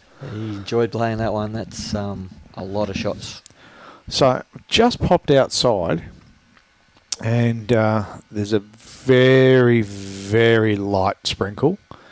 You just feel a couple of drops coming through. Had a look down the side of the club. It doesn't look like there's anything overly ominous heading towards us, so hopefully it'll just be... Well, this is a massive bowl. Oh, is he missed tight? That's looking like nearly a handful. It does. It does look like a handful.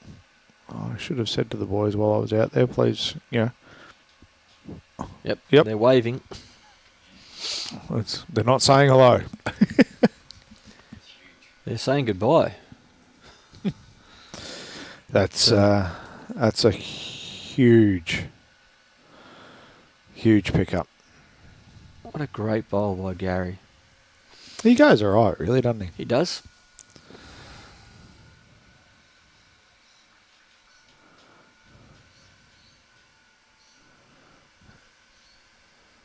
Well, quite an accomplished club there at Burleigh Heads. Yeah, absolutely, Millsy.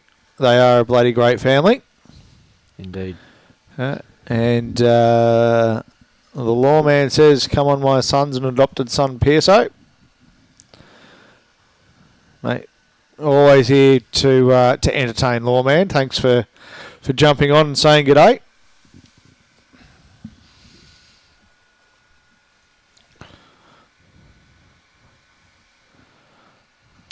Another fairly good start there by Kepler. Yeah.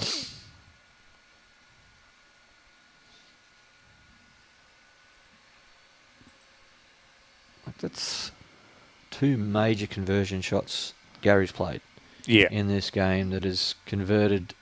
He converted a 4 down into a 3 up. Mm-hmm. That one may have only been 1 down, but into 5 up. So it's a 7-shot turnaround and a 6-shot turnaround. It indicates the game. Just those two ends. That, Gary's pulled two massive bowls out, and it's just split the game right open. Yeah. So it's going to be a big effort for the Matt Lucas team to get back into this match. Exactly. And Kepler just pulling that second bowl of his. But with 11 ends to play, and you're never out of it in 2-bowl triples. No, this is true. And Pearso That was a really good bowl there. incredible. Mark Payne's got a question for you, Hollywood. Oh, not another one. Yeah. It's a company called Connecticut, and it's Gap Maps. I can do one up for you, mate, and send it through to you, or you can contact Barnsey, and he can do one up for you. But it's a fantastic tool. Very good for your grants as well. All right. What's Chris doing? Adding 4 feet, I'd say, which he looks to have possibly done. They pull up quick going that way. They do. And he has just... I think he's still short. I think so.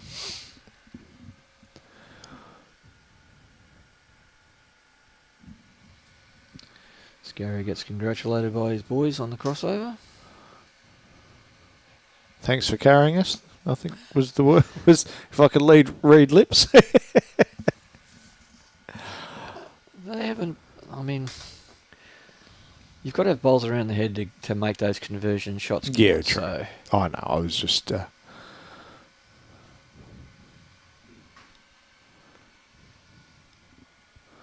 just having a bit of a dig. and why not? Yeah, it's my job.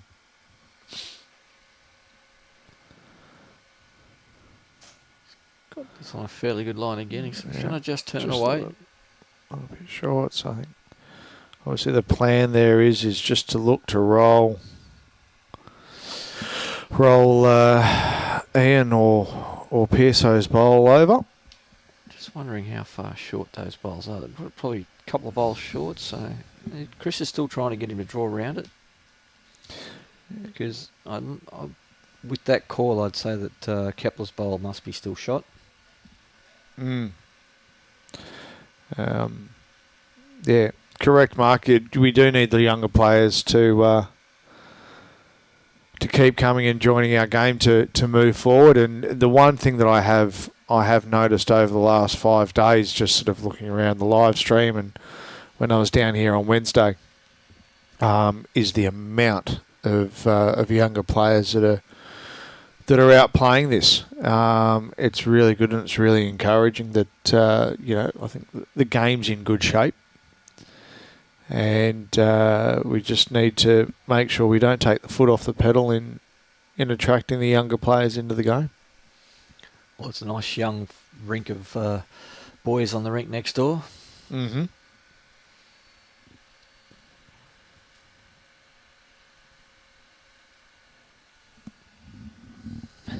Matty's not too interested in this one. Yep. Yes, yep. He comes up the green to have a chat with his boys to decide what they're going to try and do to get themselves out of this hole. So there you go. Just the one.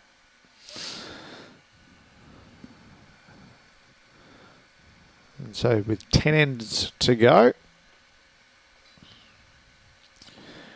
With 10 ends to go, there is a 10-shot margin. 10-shot margin. So all you need is one an end. Work on that.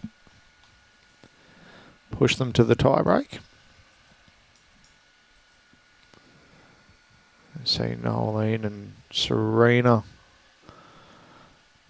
all tied up after 11.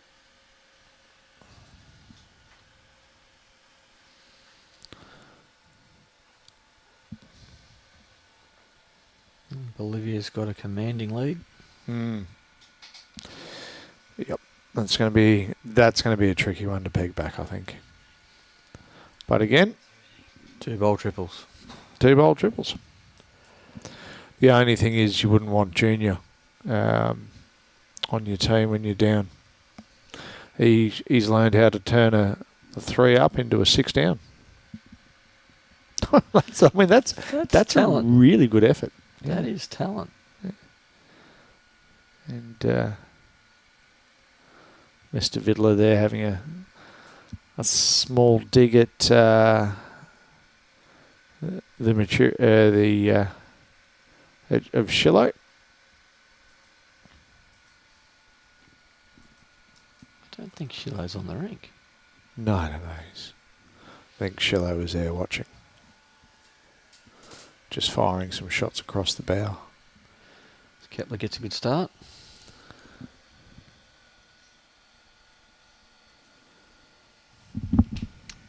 It should be on your screen there, Trace.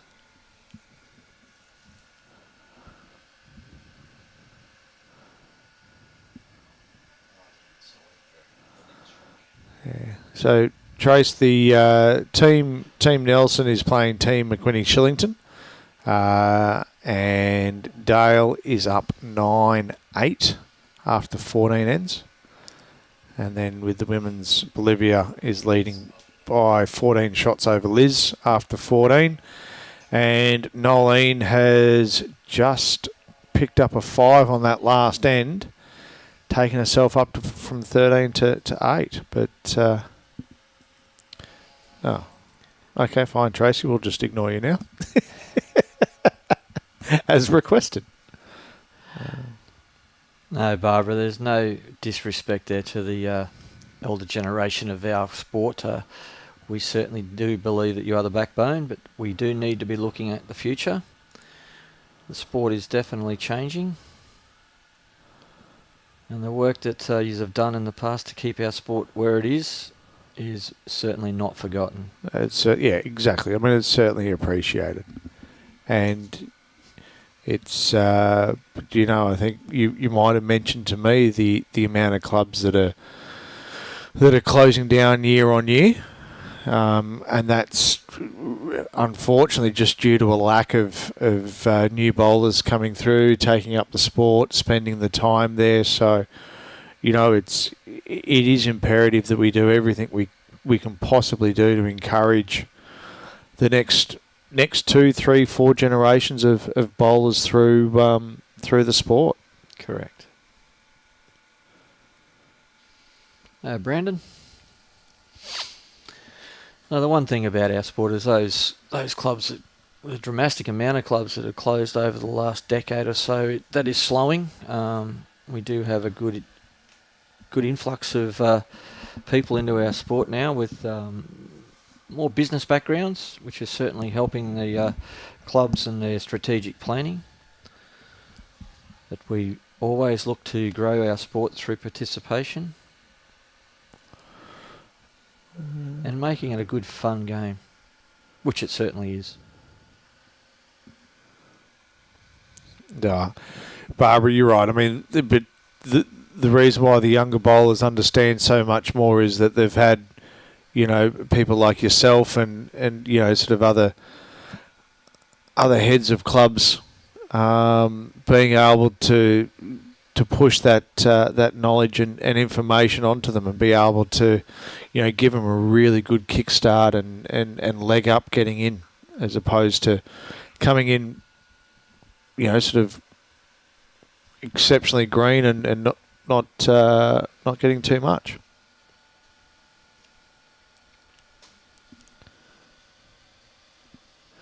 And afternoon to you, Brandon. Hope you're well, mate.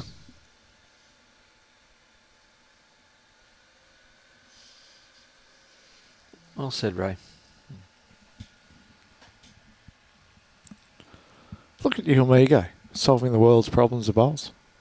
Well, it's a sport that anybody can play, and it's a welcoming sport for anyone that wants to play. Absolutely. Absolutely. I mean, you see people of all abilities out there. All ages, all shapes and sizes. Yes. You find a competitive or social niche at any bowls club. I do believe we have the most welcoming sport and band of members in any sport. And I've played quite a few over my years, but I stumbled into the sport of lawn bowls at the age of 22, and 34 years later I'm still pushing it as though it's my life, and it is. Really? Only 34? Only 34. So it makes me a good 56. Mm-hmm. I am only that old. I'm just going to leave that one alone. I'll let Alan Vidler take up the reins on. I'm sure he bloody will.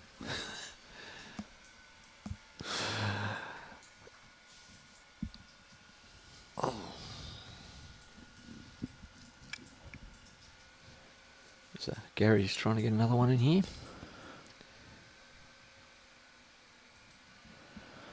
Something pretty special here from Matt.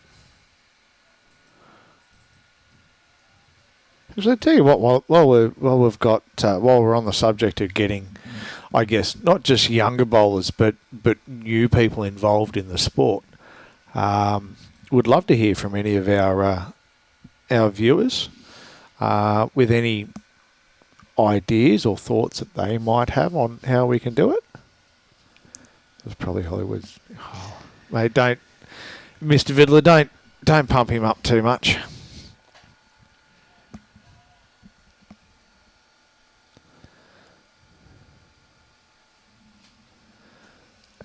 Absolutely, Millsy. I mean, I'd love to see this sport showcased at the Olympics, and I think it would be very remiss of us not to do it. But correct me if I'm wrong, Hollywood. Doesn't there need to be a certain amount of countries worldwide that actually play the sport for it to be then classified as an Olympic game? In the traditional way of making it through to the games, yes. But I think being the host nation, we can have our exhibition sports. Yes. And that's what we're looking at. Hopefully the Olympic Committee will accept bowls as a one of those sports and play for one of those medals. There's a fair chance that our athletes with disabilities have got a really good chance of fitting into the criteria. Well, absolutely. And again, it's one of those sports that, like I said, it doesn't matter what ability or disability that you have. There's a way that you can get out there and compete and have a pathway through to a national team. Mm. And as well as being number one nation in the world with our able-bodied athletes, our athletes with disabilities are also number one in the world. Yes. And very proud of that title and work very, very hard. They work so hard, our athletes, at reaching the pinnacle of our sport. And the other beauty of our sport is the fact that those champions are so accessible. Yep. And no better way to see it than the Australian Open, when everybody is out there.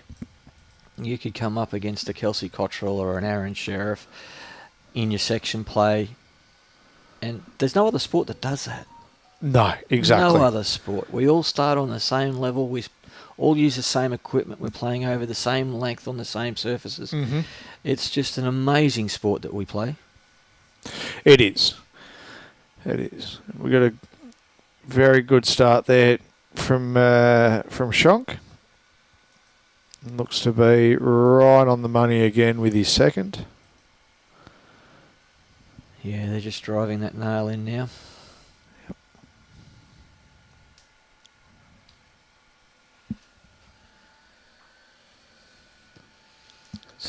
Barbara, we have opened up a can of worms.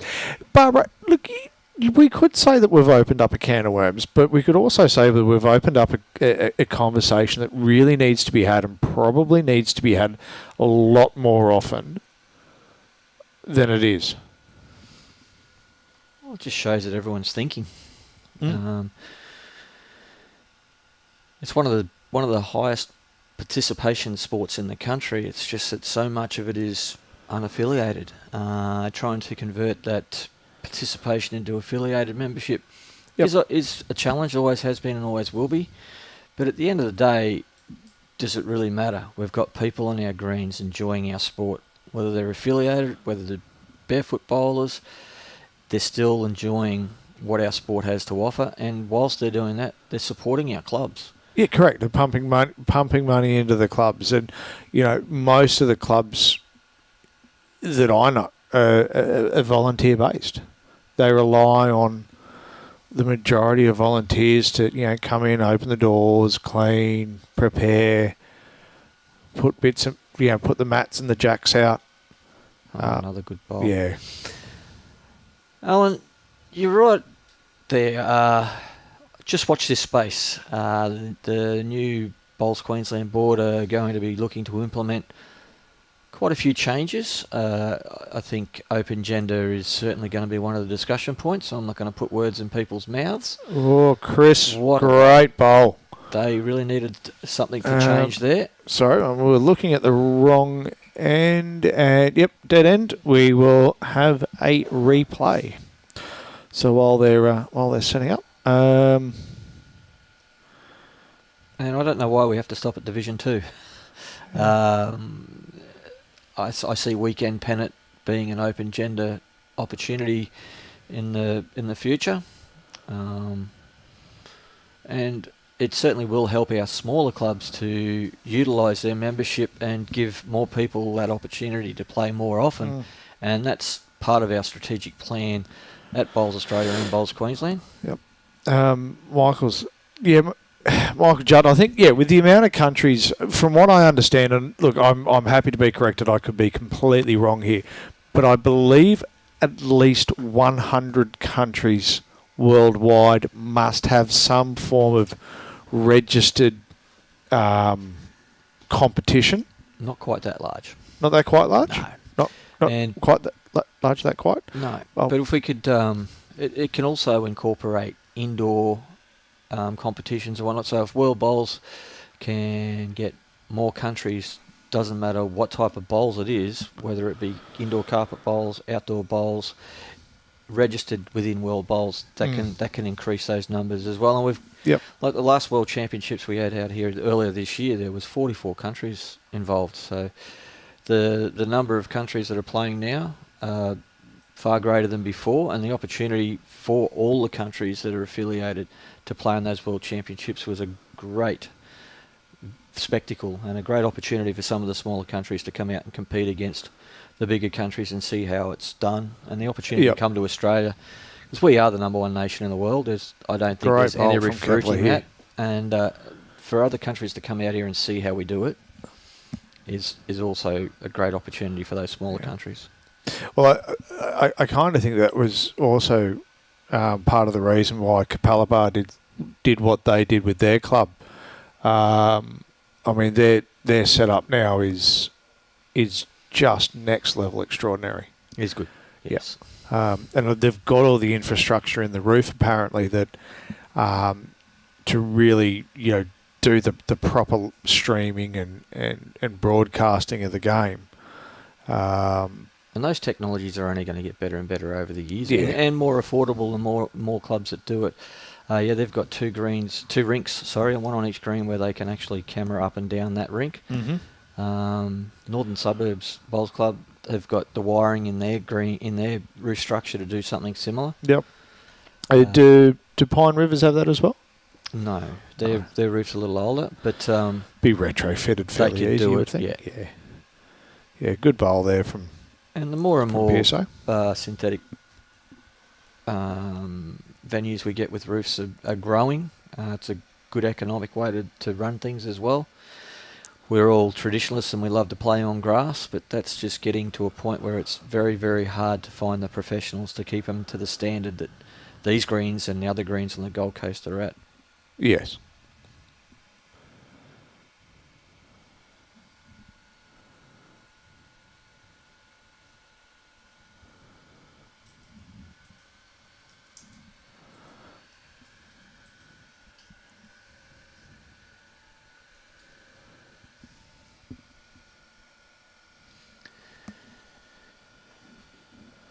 Oh, here we go, Andre. So for men's sports, the sport must be practiced by men but in at least 75 countries across 4 continents. For women's sport, must be practiced by women in at least 40 countries across 3 continents. Ah, excellent. Andre, thank you for that. On your bucky. For that, that's brilliant. Here we go. Another little bit of knowledge in the brain bank. Oh, geez, they're just playing so well. Yeah, they are. You'd be looking there 3, maybe 4. I think that bowl of Kepler's.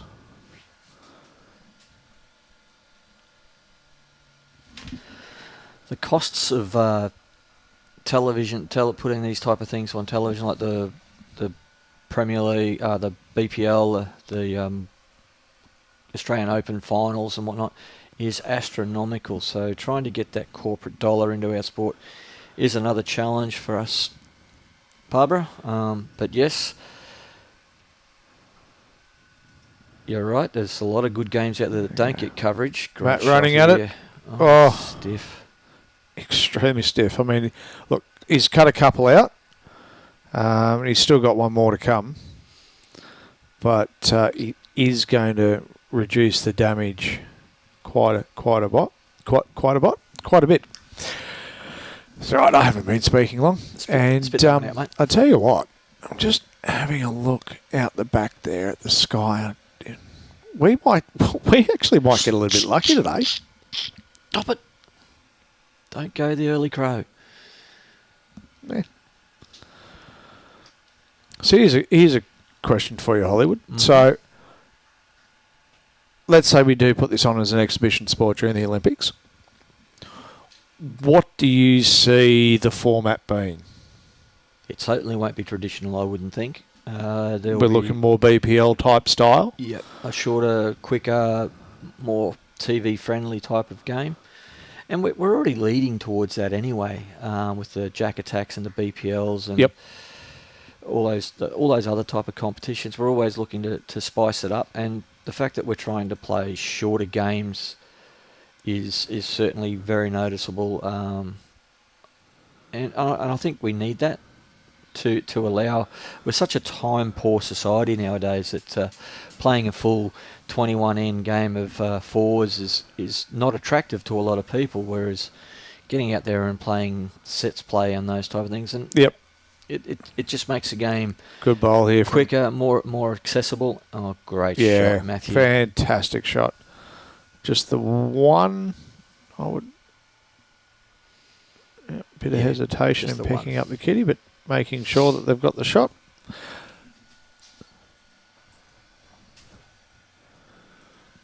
Well, Millsy, we're a gender neutral sport, so there are definitely opportunities for both of the sexes to be playing in an open competition.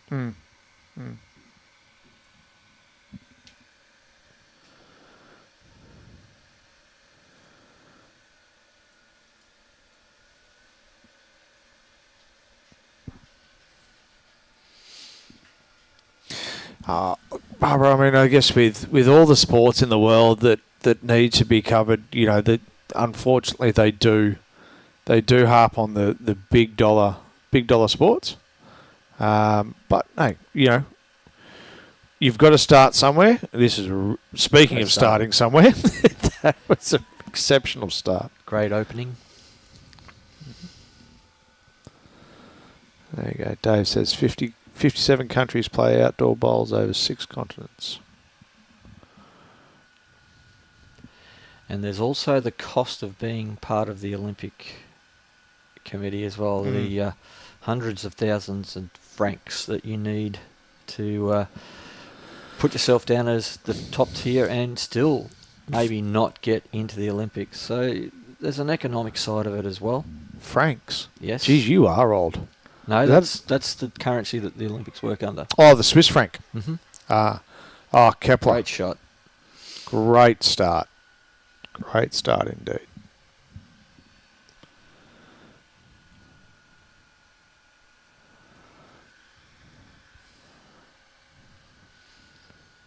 It's well pointed here from Ian.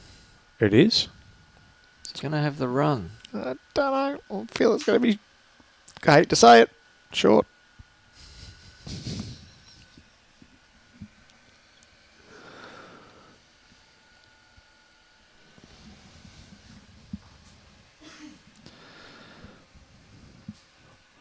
Yeah, it's fascinating. Bucky's just said with the criteria there of the Olympic sport. Yep, we've got things like synchronised swimming and skateboarding and BMXing. I mean, see, those skateboarding and BMXing, you've got to have a look at the sponsorship that's behind them with, say, Red Bull and the like. So their sponsorship certainly does reach a larger market. True. Things like the X Games and X Games bowls. Now there's a thought.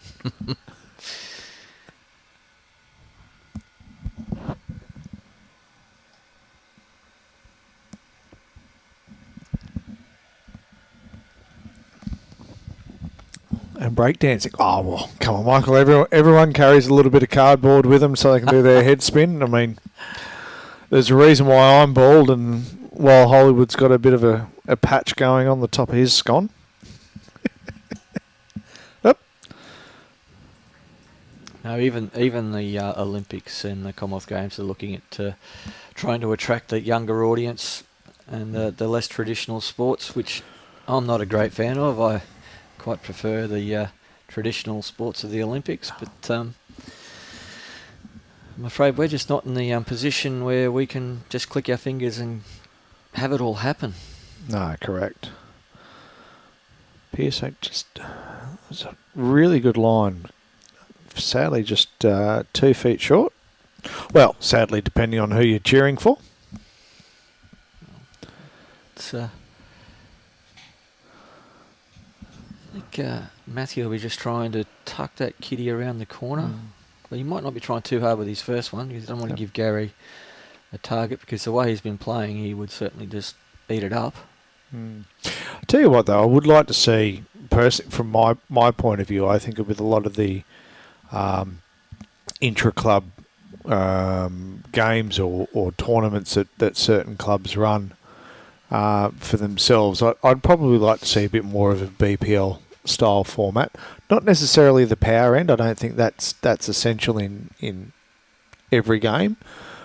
But look, particularly the just the placement of the jack and the mat would make life a lot easier and yeah. Because I mean, you see, I've seen tournaments where people have been playing, but just due to an end being killed or the jack having to be rolled, that you lose so much time, you end up losing 2 ends. So, and that could be the difference of you sort of kind of finishing in the prize money, or just being out because you had that lead and you were going strong. Another 2 ends, you might have picked up another 4 shots, and that's the difference getting in prize money. So, I'd probably like to see that a little bit more. Well, I think just the fact that no dead ends are becoming more and more popular Yes. The fact I'm a bit of a fan of the power play. Especially when you're trying to introduce the newer, not even younger, just the newer bowlers into the sport. With our Jack Attack program, like I'm competing in one at Helensvale at the moment, the level of concentration that happens as soon as someone yells out power play, and the whole demeanour of the end changes, and and they talk about those power play ends when they go inside after the game and have their refreshments. Yep. As Matty Lucas picks up 2 shots there. I've heard about, it's like the extreme changes you can have in power plays. Actually, really, really good person to ask, for their opinion on that would be Junior. He'd be more than happy to be able to provide some context around the concentration and the ability to drop 6 shots on a power play, but coming from 3 up. But I digress. But you weren't part of holding that 3, were you? No, not at all. It was brought up to me, and I thought it was a bit of a good anecdote to hold on to. Fair start there from Kepler. But yeah, no, I think, as I said, the power play, certainly it's got its place in a few tournaments. Things like this, obviously, definitely not. This is definitely more the traditional style of the game, and I don't think anyone's looking to play around with this too much. Although we've gone to the 2-bowl triples, and it won't be long before I think you'll find a lot of pairs will go to 3 bowls. Oh, I thought you were about to say we'll go to one bowl triples. No. Great stuff. Yeah, good correction. The 3-bowl pairs is really becoming quite popular now. Yes. Yeah, well, that was probably the first format I got into when I was down at Burleigh. It's good because your first 2 were horrible and you go, at least I've got one more to try and make up for it and not walk down with my head in my hands and saying, sorry, Skip. Again, the old traditional 2x2x2x2 pairs gets a very lengthy game and can be quite tiring. And absolutely, as brought up in the telecast, the age of our average bowler it can be quite taxing on the bodies. 100%. And I tell you what, though, it was on the commentary the other day. Good shot here. Really good shot. Oh, that deserved chalk. Just give him some chalk anyway. Just you know what? But yeah, no. In a few of our overseas watchers had never seen the 2x2x2x2 format before, and I think so. It's great that we can do something like this and we can stream this event worldwide, and you're seeing other clubs from all over the world that have never seen a particular type of format. They go, you know what? Hey, let's try and adopt that. So it's going to become something that's going to show the different formats throughout the world, and people can pick that up, and I think will really help for when it does become potentially an Olympic sport, which I really do hope it does. I mean, I know what I'd be doing for 3 days. Well, I can remember when here we go, an attacking shot.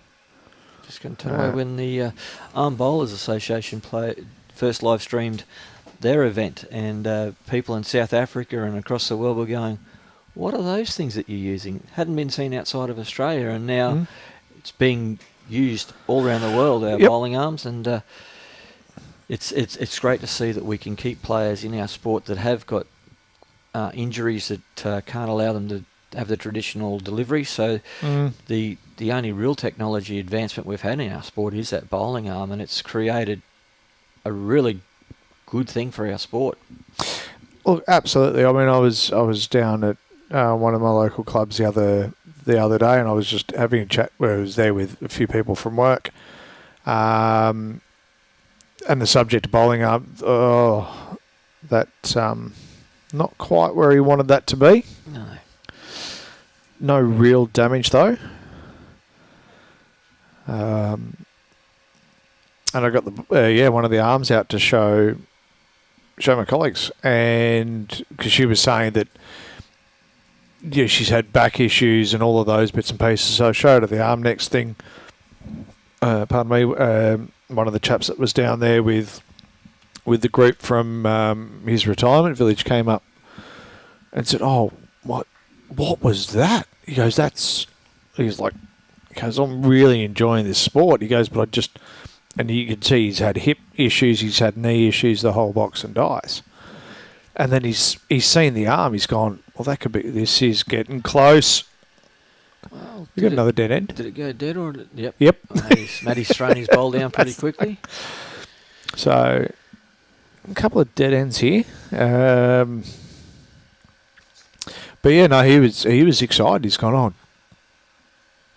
"Oh, how do I do that?" I said, "Well, mate," "look, most clubs have an arm bowler section and an arm bowling coach. So, just come down, have a chat, and someone will be able there to give you tips and advice and some coaching."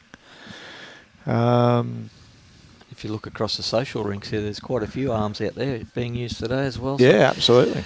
If we didn't have those, we wouldn't have those people out there playing. So, Correct. a lot of people call them cheat sticks and the like, but I challenge you to go out and try them. Great start here by Kepler. I challenge you to go out and try and use a bowling arm. Yes, I do know that, Wayne.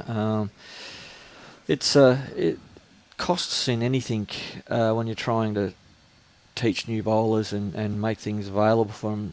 Not easy, but there are lots of smaller grants available if you jump on the grant websites and see what's available. But you've got to have that wish list, and you've got to have your checklist done and be ready to write your grants. But there is money out there that you can use for getting coaching gear and equipment.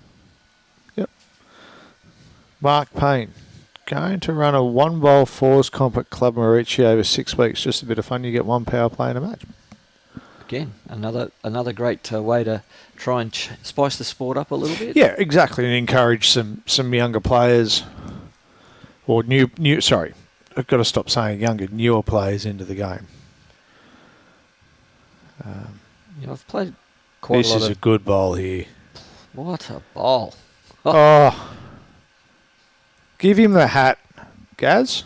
Whatever you can do, I can do better. Yeah, give him the hat.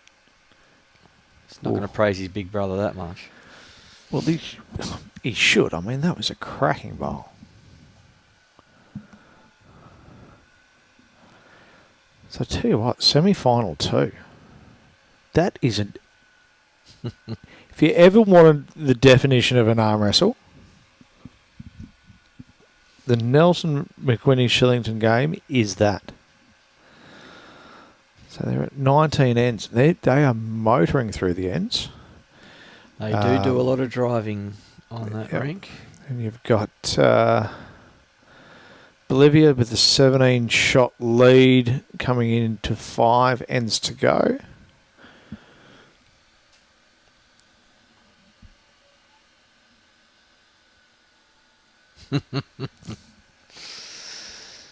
I'm not going to comment.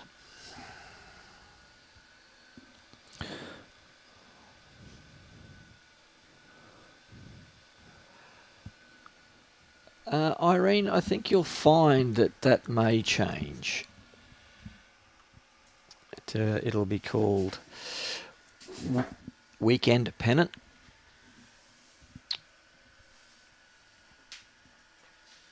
At the moment, yes, it is called Men's Pennant.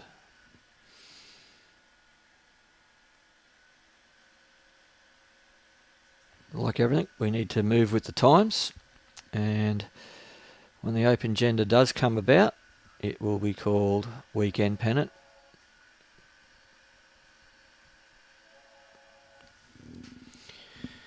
In other states around the country, we have midweek men's and women's pennant, and then on the weekend they play open gender pennant, which is Weekend Pennant.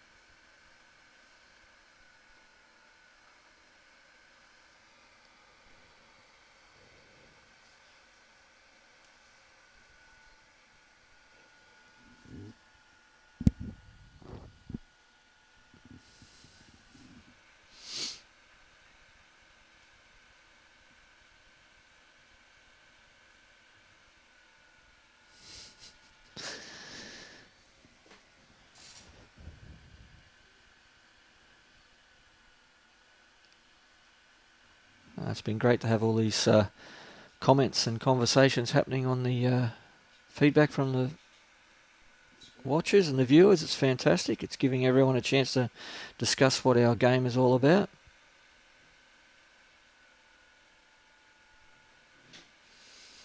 We'll find out more as the new Bowls Queensland board gets their feet under the table. They've got plenty of issues to work on. Oh, just misses there.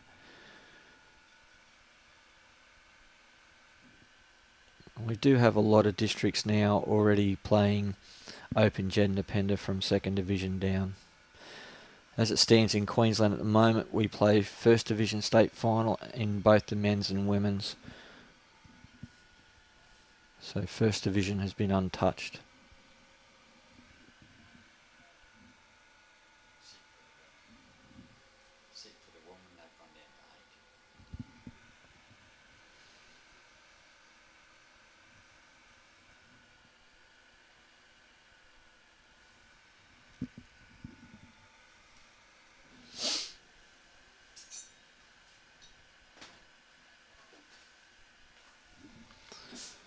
And Barbara, it is great to see that Bowls New South Wales has gone through the unification process, and sport is looking healthier than never looked healthier in New South Wales.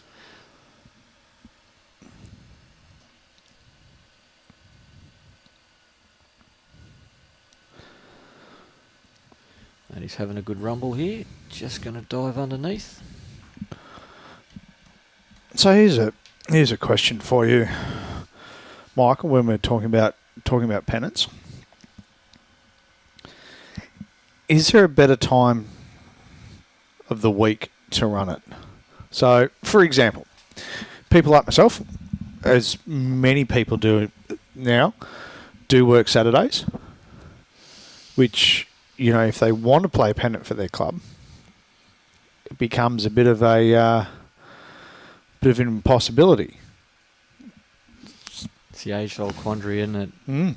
Do we rob Peter to pay Paul, or it's just when it comes to those type of things, that's a hard question to really answer. It's a good question, but I think the traditional side of things may win out on that one for the weekend pennant. But there are opportunities to play midweek pennant. A lot of districts and associations play midweek pennant and choose to play that of an evening as well. Yes. So there are opportunities out there, but when it comes to weekend pennant, that is, I know that. Well, I've heard whispers here on the Gold Coast. There's talk of maybe playing some pennant games on a Friday night. Okay. Which certainly brings that midweek worker or weekend worker an opportunity to play. And yes. I think the sport as a whole has to look at when is the best opportunity to get the biggest footprint. So, good question. There's no wrong or right answer. Great start from Kepler. Kepler starts well again. But I'm sure that clubs, associations and the sport itself are always looking at how they can get more people playing.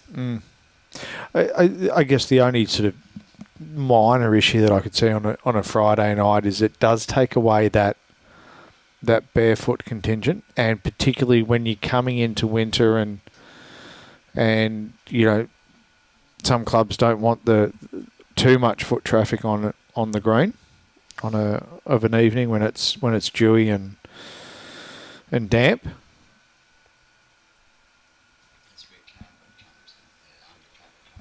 Yeah, you're right, Robbie, and that's when undercover does come in. But obviously, not every club has carpet or undercover. You've also got to be smart in when you're playing these type of competitions as well, because winter is predominantly a day sport because of the dews and the the fact that it gets quite cold of an evening. Only in winter. So they're not too cold up here in Queensland. We do get a couple of weeks where it gets cold. Hollywood is the best broadcaster I've heard on the live stream. Oh, well. Exactly. How much did you pay him? And he is a good mate. Now I'm blushing. But yeah, I mean, there's always different ways to look at it, and there's always there's no right and wrong answer to half of these questions. But it's just a matter of weighing up certain things and where you're at in climate and whatnot and what is available. Yeah, 100% Vids has to be family. No, it's not. Jenny Noeline is leading 14-9 after 15 ends. It's a very slow game, isn't it? It is a very slow game. So one of two things there. Either Robbie's not been updating the scoreboard at regular intervals, or they're failing to turn over the ends, or it's a very slow game. Yes. One of the three. Yes, Alan, my one and only. I'm going to take it, though. There's only one Hollywood, yeah, There is thankfully. only one. Would be in trouble if he was duplicated, that's for sure. Although there is, I tell you what. No, there's only one. No. I've had this conversation on a green. I'm going to have this conversation again now. There is a chap who works here at Club Musgrave Harsh, Mike. that I completely thought may have been your twin brother. He does have a resemblance, and he was from Club Malulba. He's now the games director at Broadbeach Bowls Club. No, he was wearing a Club Muzzy shirt. Oh. Yep. Because I just went up to him and said, "Hey, Hollywood," and then I looked a little bit closer, and I'm like, "Yeah, that would have been embarrassing." For you or me? Both, We'll probably. leave it alone. That was a great shot there, played by Gary again. Absolutely. He hasn't put much wrong today, that's for sure. No, he's certainly playing great bowls, great conversion shots.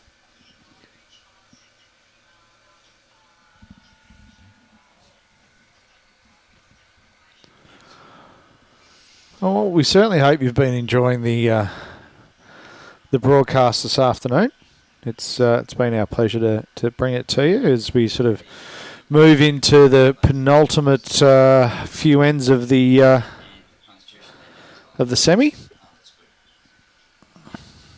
It's certainly been a healthy discussions, and I'm glad everyone's had their say. It's good to see. It's great to have that feedback from the community, bowls community, family, whatever you want to call it. Yep. There's no one line of thinking, and to hear everyone's views is fantastic. Yeah, and I think, if from my point of view, if this helps promote further discussions at clubs on what we can do and how we can do things, then it's always a step in the right direction. And certainly do reach out to your CSMs, your club support managers. There's 11 across the country.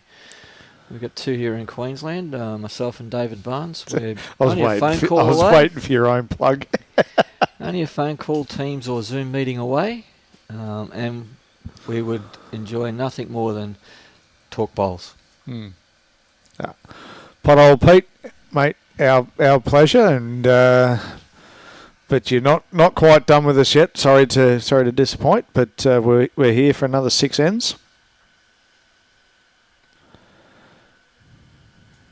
Yeah, I'll let. It's just going to hang out quite a bit. Yeah, it's yeah. Oh, we've had an update. Geez, we've had an update. Robbie's got his binoculars out. And we again all tied up after 21 ends on the semi-final 2. And Serena Matthews, her lead over Noeline has been cut down to just 4. And she was down. Oh, she was down 14-9. Oh, she was too. So there you go. There has been a delay in the scoreboards. We'll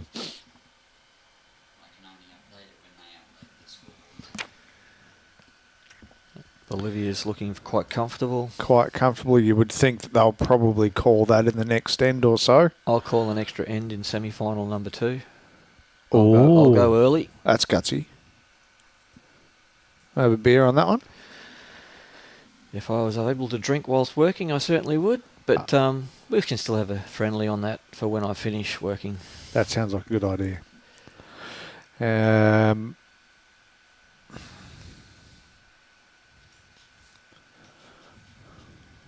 It's getting harder and harder here for the Matty Lucas combination to fight their way back, and it's getting harder and harder when Gary Law keeps converting heads like he has. Correct. Mr. Vidler, mate, thank you for your input. It's just a pity that you're not out on the greens playing. Would say that's probably because you got done, but you know. He's talking about clowns. Has he ever looked in the mirror? Yeah, I know, right? Again, people that live in glass houses shouldn't be throwing stones.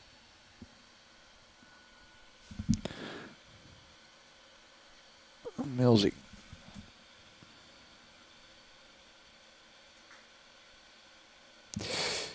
Well, that sounds interesting, Millsy. Woohoo! That is exciting news. That's fantastic news for that region. You do put a lot into it there at Ellie Beach.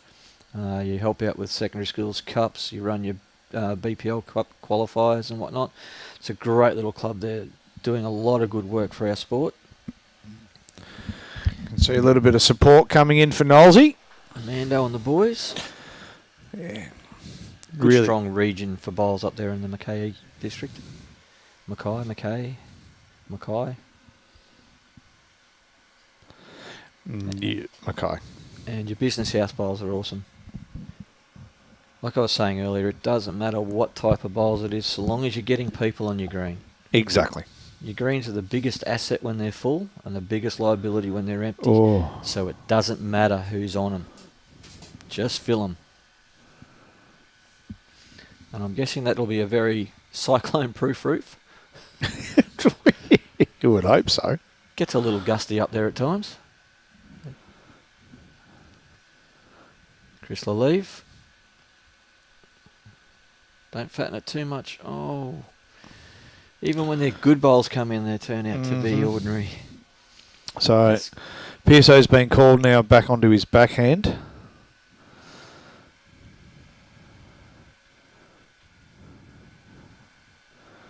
There's a good line. This is going to do something. Wiggle, wiggle. Oh. Don't know if it changed too much. I don't know. I reckon it's probably cut one out, to be fair.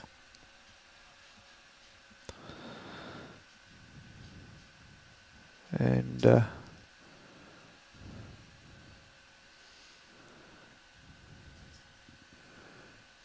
Chris being called to try and sit that back bowl of bowl of shonks. And he's just going to be a little. Gonna hurt too much. It's another counter. Oh, it is. So that'll be second. But I can see Gary already looking at the backhand. Confident draw. It's just here's the hand. This is what I'm doing.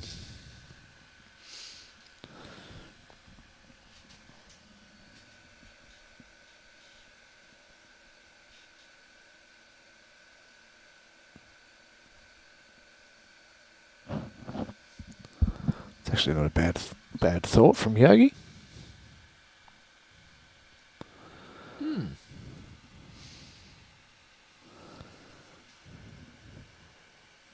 Oh, he's not going to get the perfect result, is he? Not quite. No, he's not far off. He's opened it up. He's giving himself a handy little draw. Yep, and we can see that the women's semi-final between Team Millerick and Walton has been called. So those ladies will come through. Come into the club, have a bit of a break, have some lunch. Yes, Yogi, I think anybody on Facebook that's looking at the comments should have a look at that comment and jot down those conditions of play, because any type of format that's a little bit different but involves more people is great. I like that a lot, actually. Yeah, 100%, Mark. The lights on the greens do need to be on, and I can understand that you know, some clubs have got the older halogen globes that chew a lot of power. But you're right. They need to be on, because if they're not saying that we're open, people aren't going. Well, you spend such a amount of money to put them up there, you might as well have them on. Well, that's it. Moss to a flame. But again, you can find some grants opportunities to convert those metal halogens to LED for a reasonable price these days. Mm. Your poles are already there, it's just a matter of changing it. Yep. He was certainly a legend for South Australian cricket and Australian cricket, Kepler Wessels, and he's a great advocate for our sport. Did you just say South Australian cricket? Did I say South Australian? I said South Africa, didn't I? You goose. Oh, well, South Africa. It was more Queensland cricket.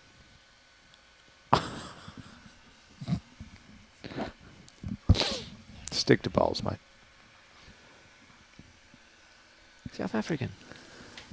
Yeah, you said South Australian. Did I? Yes. That was a slip of the tongue. Peanut. It's better than being called a wombat, I suppose. Shut up. Mate, you were old enough to watch him in his prime, so you should know. And he was left-handed. Did he bat with a kookaburra or a grey neck? A cricket bat.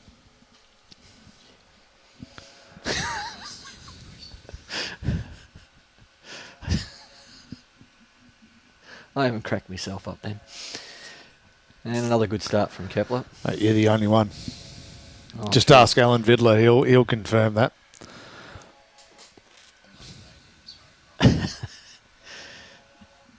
Yeah.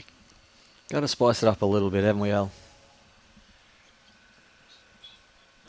A good start here from Ian as well. I think it was only the one. Yeah. There we go. There you go. Kepler Wessels is now on the board at Capella Bar, so that'll give you an interesting look at it. His experience across his sports and Exactly. countries as well. Yep. Oh, another good bowl. And he certainly does love long bowls. He's so active in it now. Absolutely.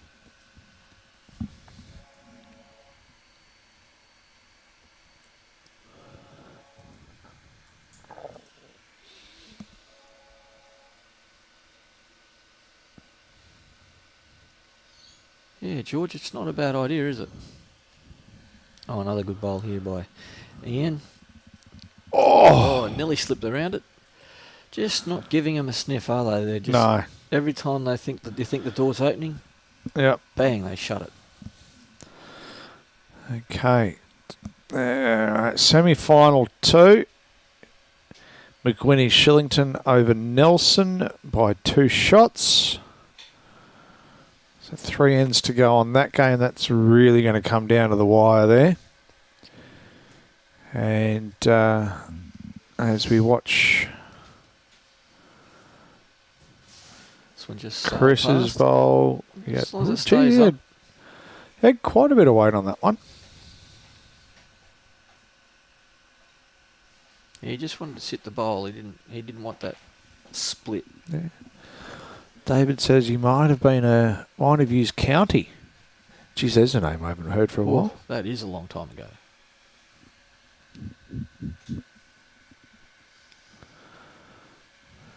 So a bit of a wall there in front. So the only real option now left for Chris really is to change hands, which Matt's called him onto his forehand.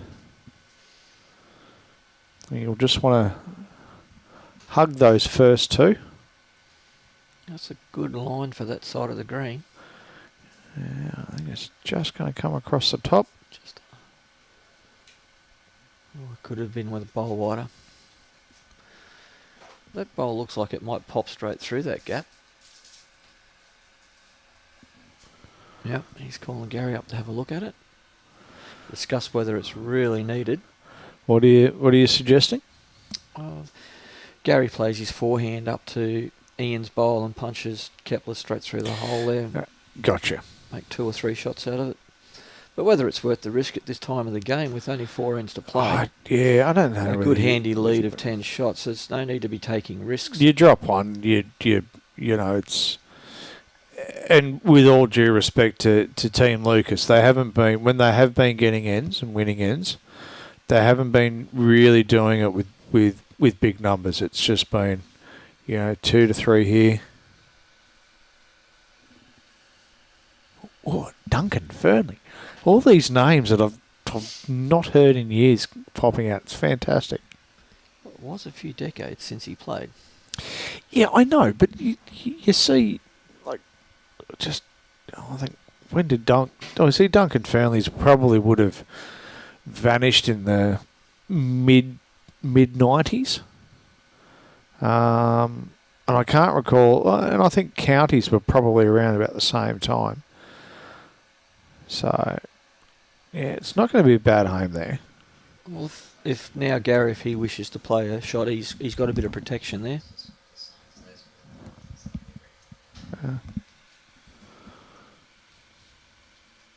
Slasinger, there we go. We got there in the end. Thank you, Peter.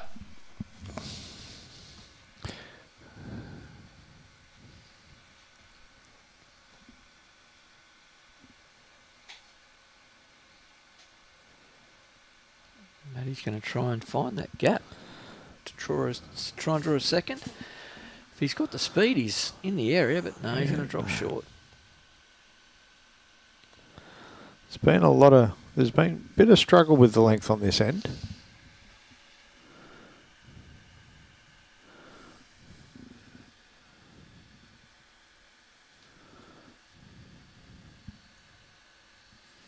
Well, it's taken away that shot that I was calling for Gary. It's certainly blocked that up.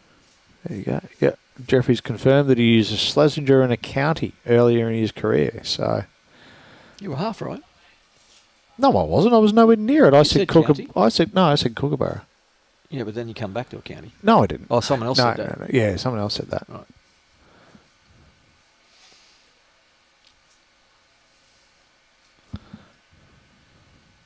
Good idea from Gary, just getting bowls around the back. Yep.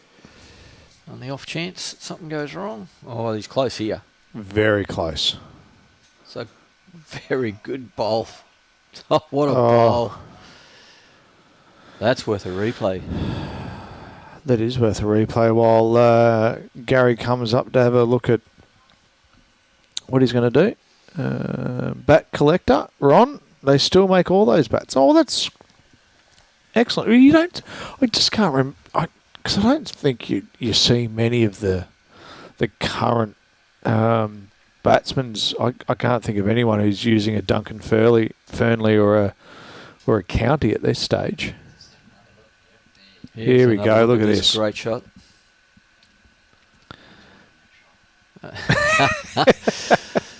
Coach Robbie reckons he taught him that shot.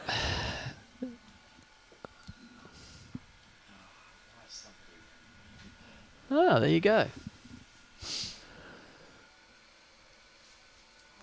County for Australia and Schlesinger for South Africa. I was waiting for you to call that South Australia again. Radicki, yeah, absolutely. It was an absolutely cracking bowl. Well, now he's got pretty much the back covered. He can play a little attacking shot here.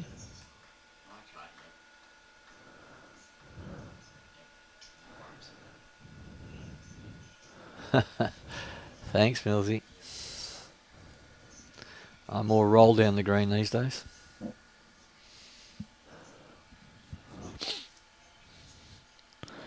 All right, is this going to come back? Oh, don't No. get fidget. Bing, bing, bonk. That just held its line, didn't it? It did not want to move. That's still a conversion from 2 down to 1 down. Yeah. Granted, but you know what I mean. Yeah.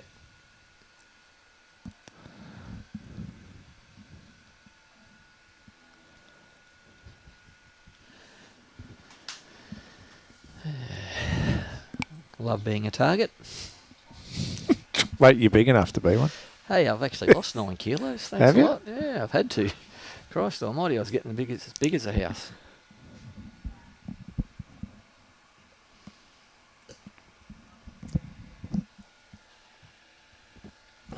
So we've got a 3/4 length.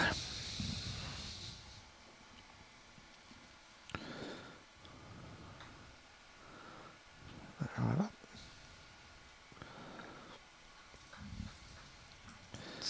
Certainly you're not going to...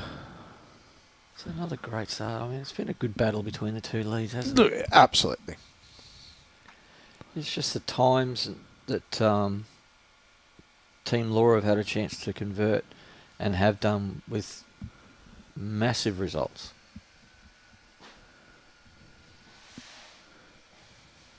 There you go. Got everyone on Dr. Google checking out which bats the great man Kepler used.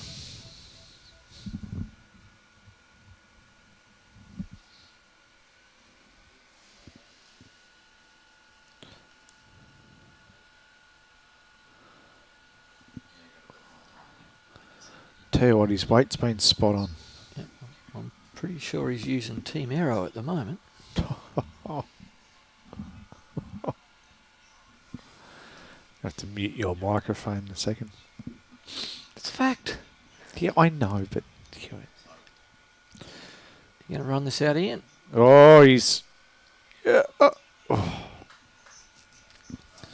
Very good line. No.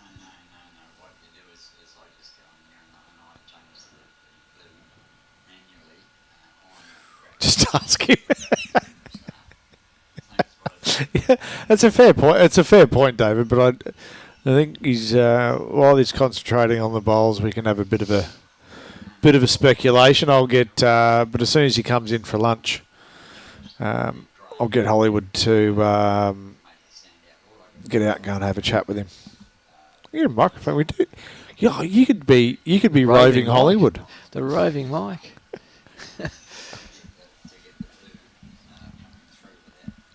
The boys at BA, after listening to this stream, might not let me do the live stream at the AO now.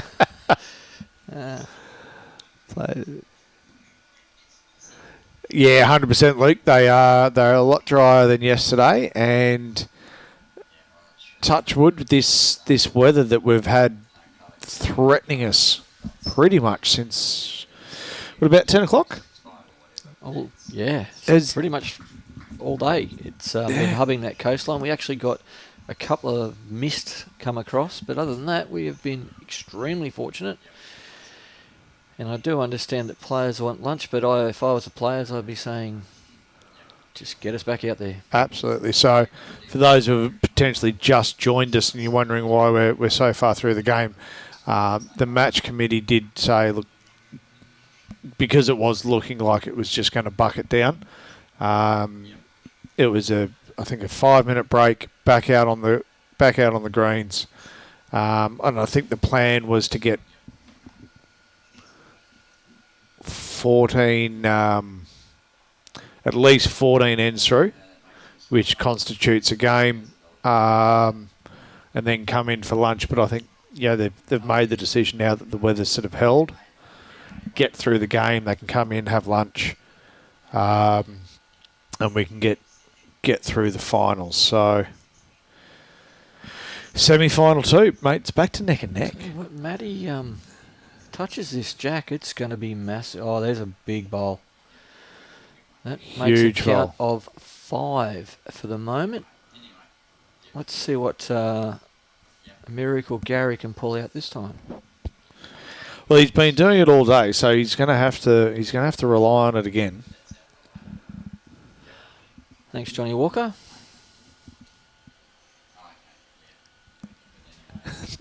Dulcet tones. Thank you, JW, mate. Always here to help. I would think. Well, Gary's got 2 bowls here, so I think with his first, he'll give his bowl a chance down the back end there. If he is a fraction tight, he's running into his own, but he's got a nice little. I think in there. I think we're only going to see the draw from him. I can't see him. At 5 down, you don't want to be running at it and wasting a bowl. Just get one in there, cut a few back. There's 2 ends to go after this. we're all tied up again at the end of 23. Well, we know nothing. He's having a rumble. Last. Oh, he hasn't. Oh, my Stop Lord. it. Wow. Well, Matthew's still got a chance here. He can pot that, take both those bowls out, and I'm sure he will be going fairly heavy at So him. you think he's going to have a dip at Gary's? Yeah, well, if he gets one bowl on the other one, takes them out, and they've got their 5 back, and he's facing up for it. They need something. Redlands lawn bowls. Yes, mate. The final is on today. This is looking close. Oh, I need to rip the one out. So if he has got shot, it's only the one, I think. Oh yeah, true. Yep. It's the Ooh, John he's Walker. just It's the shaking. law of the game. That's the way, Johnny. Yes, it is the law of the game. But yes, no, Redlands. The final is on today. It'll be coming up. What are we going to have, Robbie? About a 40-minute break? No, it'll be probably 15 to 20 minutes. Once the last one finishes, it's lunch, isn't it? So Yeah, So lunch. We don't know. might be half an hour at the most, but Yeah. it's possible because it's getting late. So yeah, Redlands. It'll be half an hour by the time the final game finishes. Now they are on their 20th end, so all going to plan with no dead ends, and no draws. You would think they've got another 35 minutes to play. And then whether they're going to be afforded a reasonable lunch break. Just wandered out there. Oh, that weight was brilliant. So Kepler's taking the mat. So they're definitely... There we go. Just the one, I believe. So 2 ends to go on this. Well, Matty Lucas' side's going to have to score a multiple to push it into that last end as well. Is that going to... Kane Nelson now. 2-shot lead, 2 games to... 2 games. They're on the final end. They're on the last end, so... Second last. No, 24, mate. There'll be an extra end. Righto. I'll tell you what, so... Cat, let's put in another handy one. They're actually bowling down to the same end as the rink that we're on now.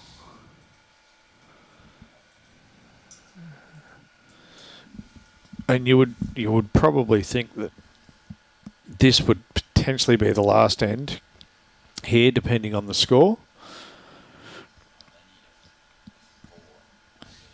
Yeah, so Well, there's 2 of them. they need at least 4 on this end to bother doing the last, and I'm just going to... That's a good point, Robbie. We could just take Gary's bowls off him, and I'm just going to stick my head out the window here a little bit and try and get a bit of an idea of what's happening on the second semi-final for you.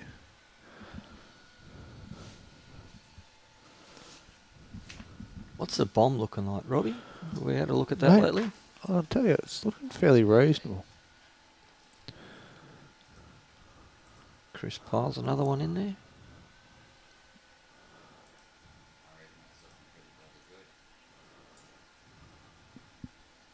Yeah, it seems to be moving away. So I'm not 100% familiar with who's using which bowls on the next rink, There is a but scud coming through on the inland there. There's a good shot from PSO. so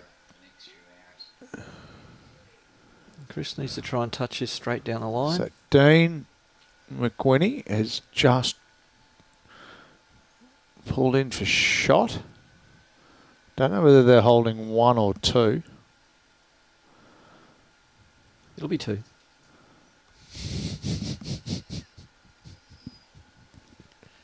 No one asked for your opinion, Hollywood. No, I'll give it freely.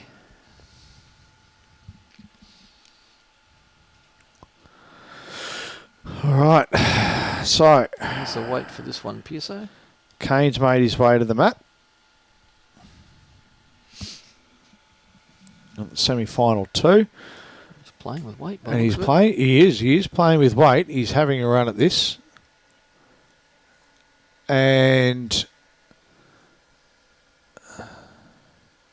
disturbed the head a little bit. He's knocked one of Dean McWhinney's bowls out of the way. But his second is sitting right on it. So I'm not sure whether do you know if the green bowl is... They're Jake's, I think. Jake's. Don't know. They're Bros. Oh no, Dean's got the orange. So, Oh, shiver me timbers. I've got a funny feeling they've just brought that. I think they're.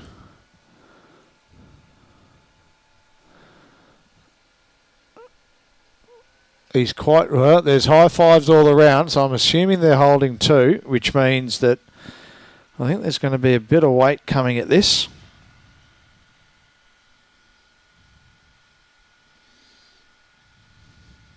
I'm sorry to take you away from the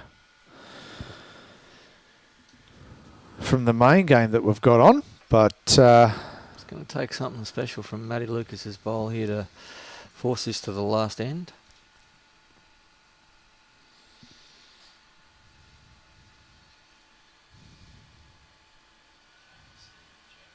He's looking at it fairly intently. Straight down the line. Oh no, he's got too much of it. Put it in your pocket and game over. That's it. They're shaking hands. Congratulations to the Burleigh Heads team of Law, Pearson and Law. There's some weight coming down. Oh no. And that's wide. It's wide on the next rink. He's throwing his hands up in disgust. So, as you can see there, that shot bowl is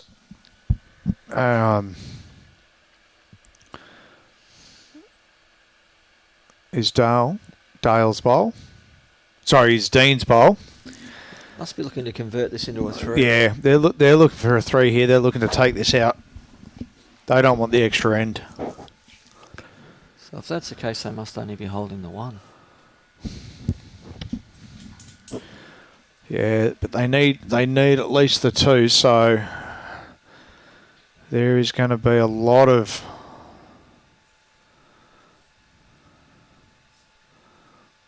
interest here in this. If we could only tell Dean to get out of the road. Mate, we're lucky to even have a shot of the head, so... Well, true. The genius camera work of Rightio. illustrious Robbie Allen. So it's coming down. He's got some speed on it. Oh, I did need to slide through there. That's it. That's it. Must have been the 1. Just the 1.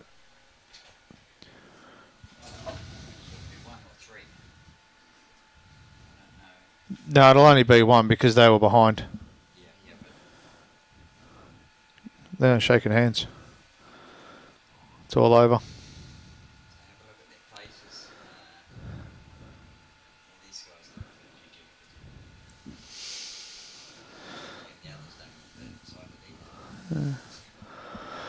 All right, well, ladies and gentlemen, thank you for your time with us today. It's been, well, I've enjoyed myself. I don't know about you.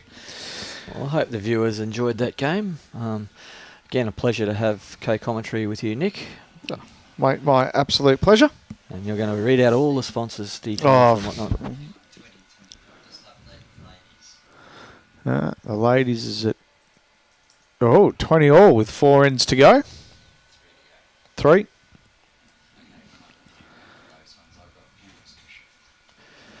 we'll just finish off this telecast. Robbie's got to turn the cameras around for the. Not going to shift. Just shifting the cameras for the final. All right. So, look, we'd like to extend our extreme gratitude to Bowls Queensland, the City of Gold Coast, for allowing us to host this wonderful event. Also, a shout out to myself, apparently, because I've been topped into promoting myself here. So, so myself, Nick, from Pure Real Estate. Again, always a pleasure to be able to put my name to this event and help showcase our great game through not just throughout the state and the country, but throughout the world. So thank you all for tuning in and joining us. We'd also like to thank, obviously, the host clubs, in particular Club Musgrave, all of our volunteers, staff, everyone throughout the clubs that have made this to come together. And look, thank you very much, and we look forward to seeing you again soon. Don't forget the 3 o'clock draw for your there is the draw 3 p.m. Today, obviously during the triples finals. What time are we at now? We're at 20 to 2. 20 to 2. So yes, so 3 o'clock will be there or thereabouts. Also, big shout out and thank you to Alan Vidler down at Mermaid Beach Bowls, who is going to be the place to see to collect your prizes. And Greg Kane won by 1 shot. So it'll be a Team Nelson versus Team Law final. And again, thank you all for coming through and for your kind words and joining us with our debates. And apologies. And Bowls Queensland would like to thank their sponsors: Mullins More Than Law, Queensland Government, BCIB Insurance Brokers, ACET Sports, J. Carroll Club Promotions, and Bioscapes Group. Thank you very much for joining in. We will look for the notifications for when the next start of the next game, and good health and good bowling. Thank you.